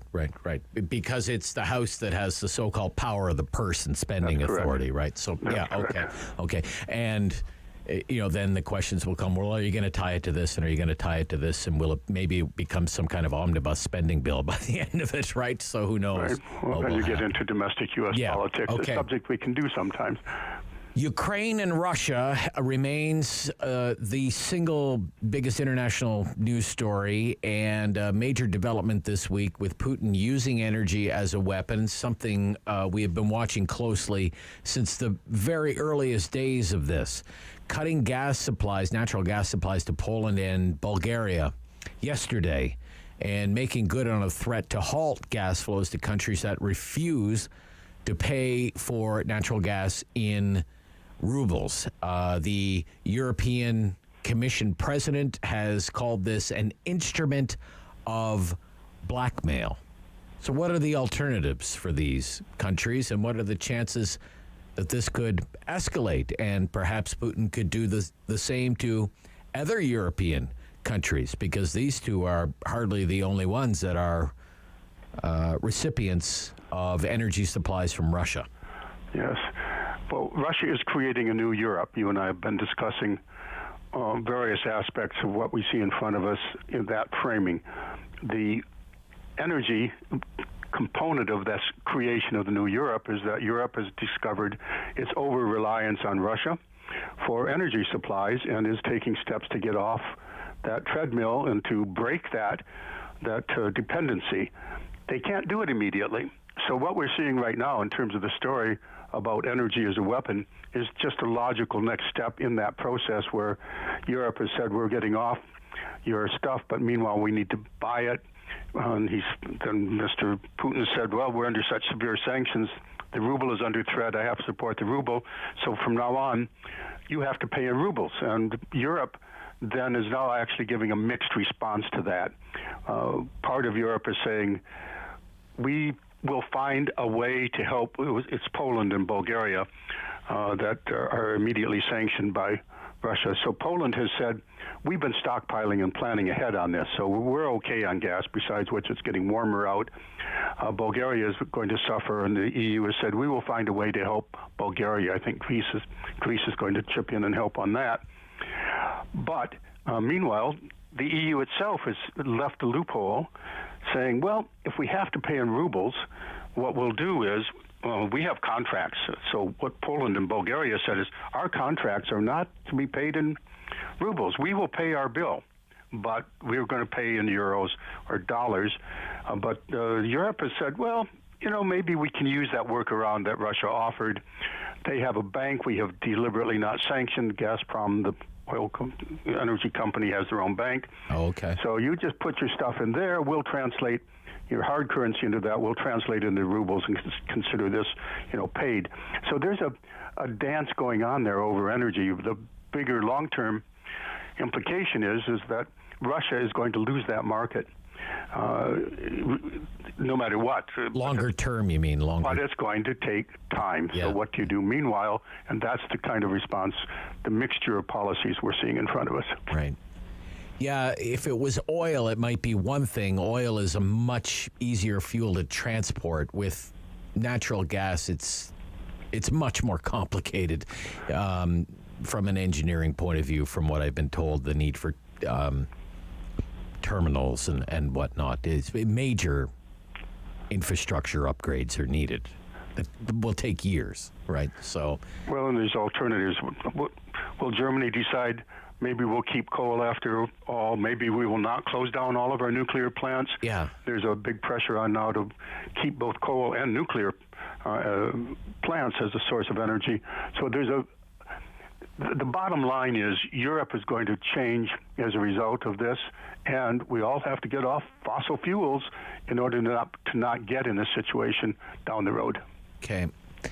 My gosh, Professor, it seems every week we're talking about another new threat about the use of nuclear weapons from Putin. Right. Yep. This is the latest quote made during a speech in St. Petersburg this week. If someone intends to intervene into the ongoing events in Ukraine from the outside and creates unacceptable strategic threats for us, then they should know that our response to those strikes will be swift, lightning fast. We have all the tools for this, one that no one can brag about, and we won't brag. We will use them. We will use them if needed. And I want everyone to know this. We have already taken all the decisions on this. And then Lavrov, the foreign minister, said the risk of nuclear war is considerable. Considerable. My gosh, it's terrifying, Professor. What do you make of it? What sort of action could prompt such a destructive response? The action, unfortunately, is in the minds of Mr. Putin, in the mind of Mr. Putin and perhaps his advisors, but we don't know his red lines. We will use them. Good for you for underlining that. We will use them if needed, and I want everyone to know this. Decisions have already been taken on this. This is a very serious escalation in rhetoric. So what does this mean in practice? How seriously should we take it? I'm very concerned. I've been reading the experts' opinion on this. And they remind us that Reagan and Gorbachev signed some things together, and they said, in a nuclear war, no one wins, so no nuclear war can be fought. That doesn't seem to be in the mind of Mr. Putin. I think one thing that we should remind him of is that every time he talks like this, he then has the rest of the world putting a bullseye on Russia. Russia, and of course his regime, would not survive a nuclear attack. But every time he talks this way, you can count on the targeting specialists and all the nuclear states, starting with the U.S., just updating all their stuff. What is being said is that by the U.S., we have not seen any actual change in the nuclear posture, despite the announcement by Mr. Putin that he's raising the nuclear posture, and the U.S. has not changed its nuclear posture either. But you have to say that it's not negligible that a nuclear weapon might be used. Okay, a few more things on the Russia-Ukraine file. Let's talk about Canada and its response here, with Melanie Joly, our foreign minister, saying we may move from just freezing the assets of Russians who were sanctioned to seizing and selling their assets, and then redistributing the funds to humanitarian and rebuilding causes in Ukraine or for Ukrainians. What do you think of that, Professor? I think it's a very bold step. Okay. Canada, as part of that announcement, has announced really what we're doing is creating a model law that other states can adopt. And that's, I think, the significant part. We can go into great detail about the nature of how Canada does sanctions and the fact that the original 1992 sanctions regime now needs updating, and that's really what's being announced. This, a very major updating of the sanctions regime is being proposed, and it's going to be buried in the budget, so it will get passed. So we can go into more detail on what that is about. But the main point here is that Canada is putting in play a new weapon diplomatically for dealing with not just Russia, but Russia right now and Ukraine. But since it'll be a law, it can be used to deter any other further aggressor down the line. They've changed the definition of property. I won't read it to you, but it's very significant. Okay. You can, it's not just yachts and real estate if you can get it, but it's going to be digital currency and bank accounts, and banks in Canada are going to be required to release information relating to what holdings they might have that might come under sanctions. So it's really a major overhaul and upgrade and modernization of the Magnitsky. Yeah, I was just about to ask you, it sounds close to Magnitsky Act type moves, which while we have a Magnitsky Act law in Canada, we haven't made much use of it. But it sounds as though we're getting closer, yes, to that kind of environment now. The SEMA, the attention is being put on this special act dealing with sanctions, but it is actually in legislation being tied specifically to an upgrade as well as the Magnitsky Act, so you can't avail yourself of the results of corruption around the world. That does permit a greater reach.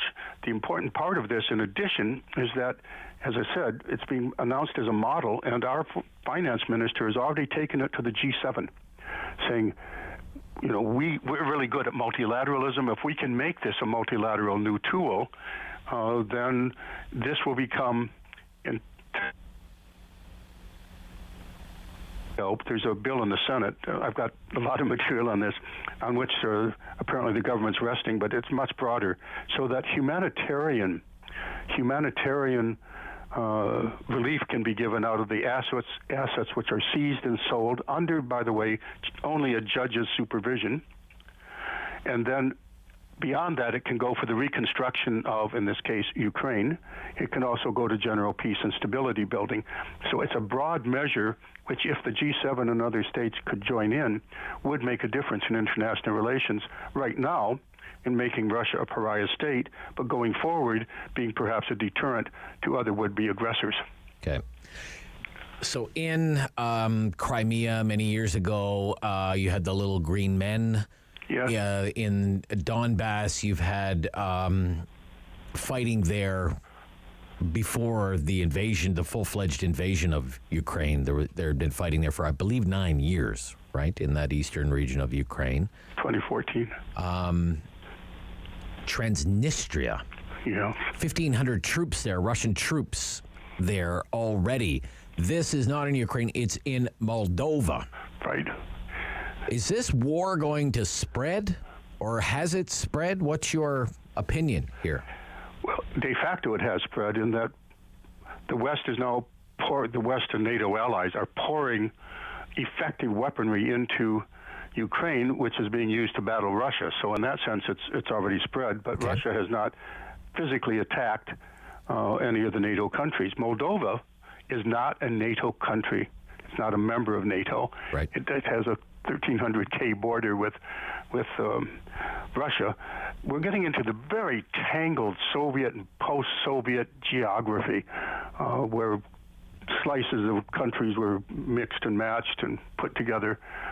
So what we have in the case of Transnistria is a Russian-speaking enclave, which was hived off in the early right after the reorganization took place in the early 1990s, and that has basically been under Russian control since.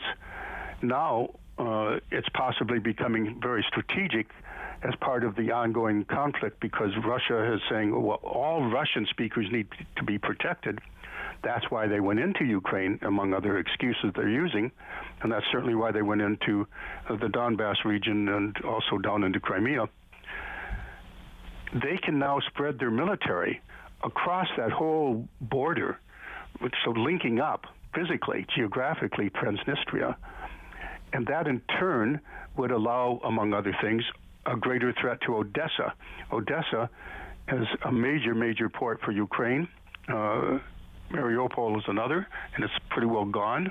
If Odessa is taken away, then Ukraine becomes a rump state. It becomes a state with no access to the ocean.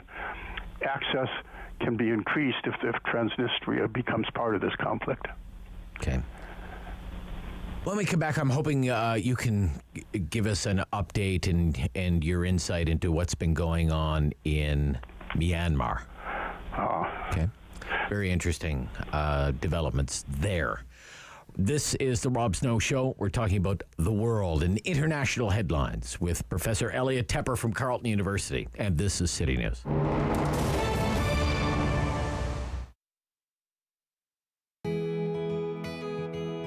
I'm Emily Bertrand, the owner of Royale Equestrian Center.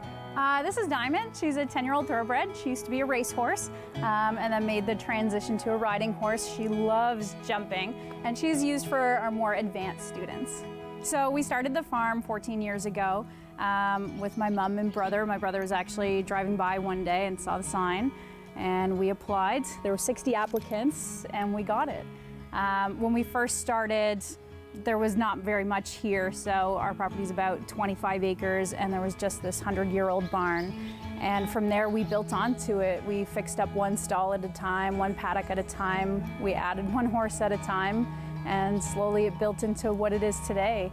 Every year, we're improving and trying to continue to build. And most recently, we added 2 shed row barns this year. I love horses. I've been obsessed with horses since I was a little girl. The first time I got to ride, I was 4 years old, and I just loved it. My mom thought it was going to be a phase, and that phase never ended. I kept riding all through high school, and then eventually, started Royale Equestrian Center. It was my dream to always own a farm and to build a place that I could share my passion for horses with others and do the same thing for the kids that the horses did for me. So I absolutely love it. It's a dream come true. COVID hit, that was challenging. I was pretty stressed, especially the first few months, trying to figure out how are we going to navigate all of this. Our business is based on people coming in. We don't make much revenue if there's nobody coming in to ride. So that was really challenging. And then the other aspect of it was how are we going to care for all these horses if we're fully shut down and there's no income coming in. So we worked really hard. Some of our team were so kind to actually just come in and volunteer and help us out. And we made through it. We got through it. It's been hard and a lot of work, but it's also shown us how resilient we can be. So I'm happy with how we're coming out of COVID. Hopefully this is, we're nearing the end of all the shutdowns, but we've, survived it and now we're starting to thrive again, which is great.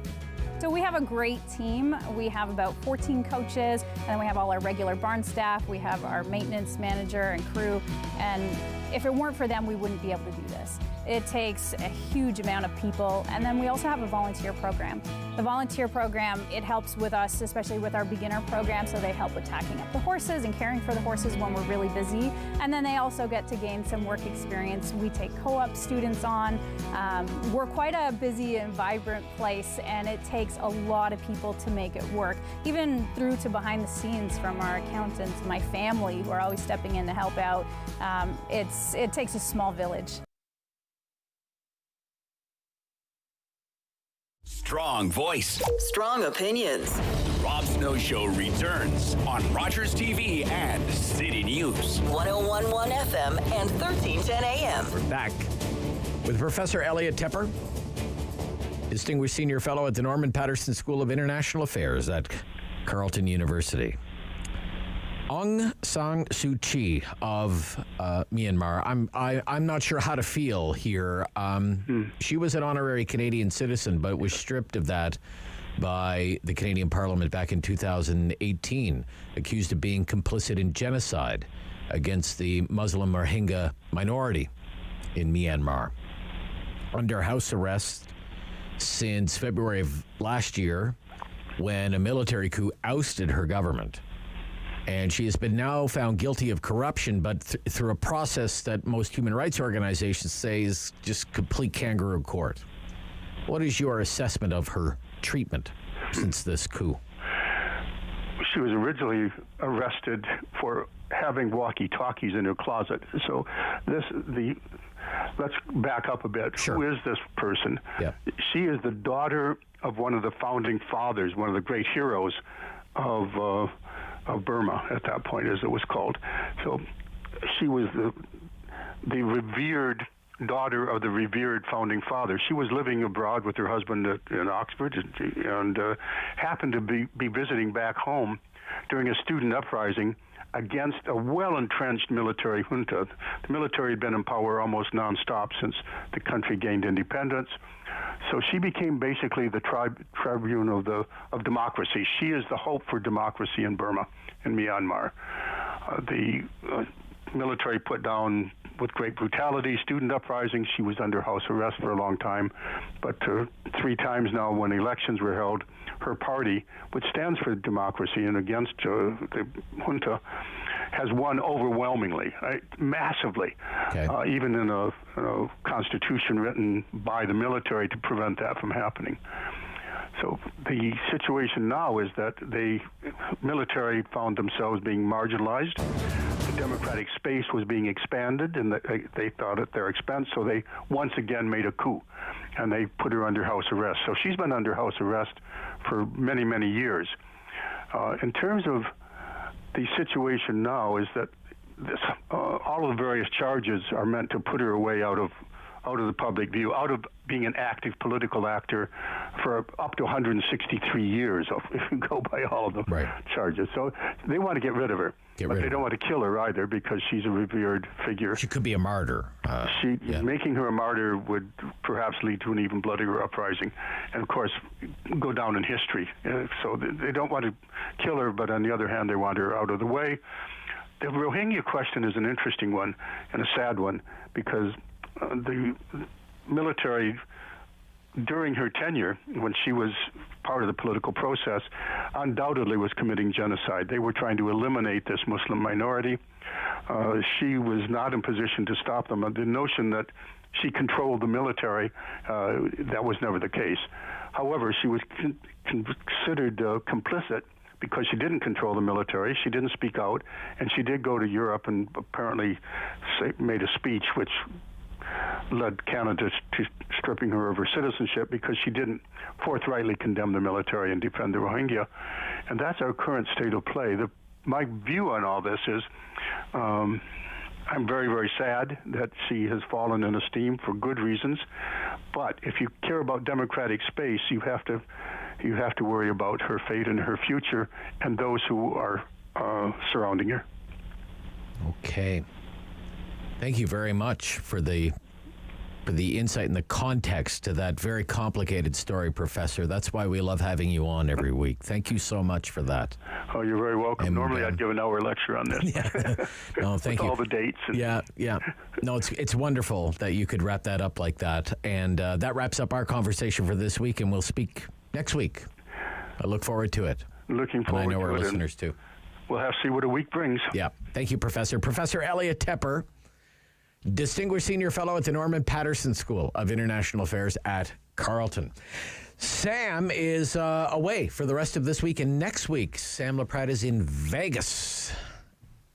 Derek Fage filling in for Sam LaPrade for the next week and a half. So he's coming up next here on City News. The Rob Snow Show. Tune in weekdays starting at 9 on Rogers TV and City News, 101.1 FM and 1310 AM. Number one for local news in Ottawa and the Valley.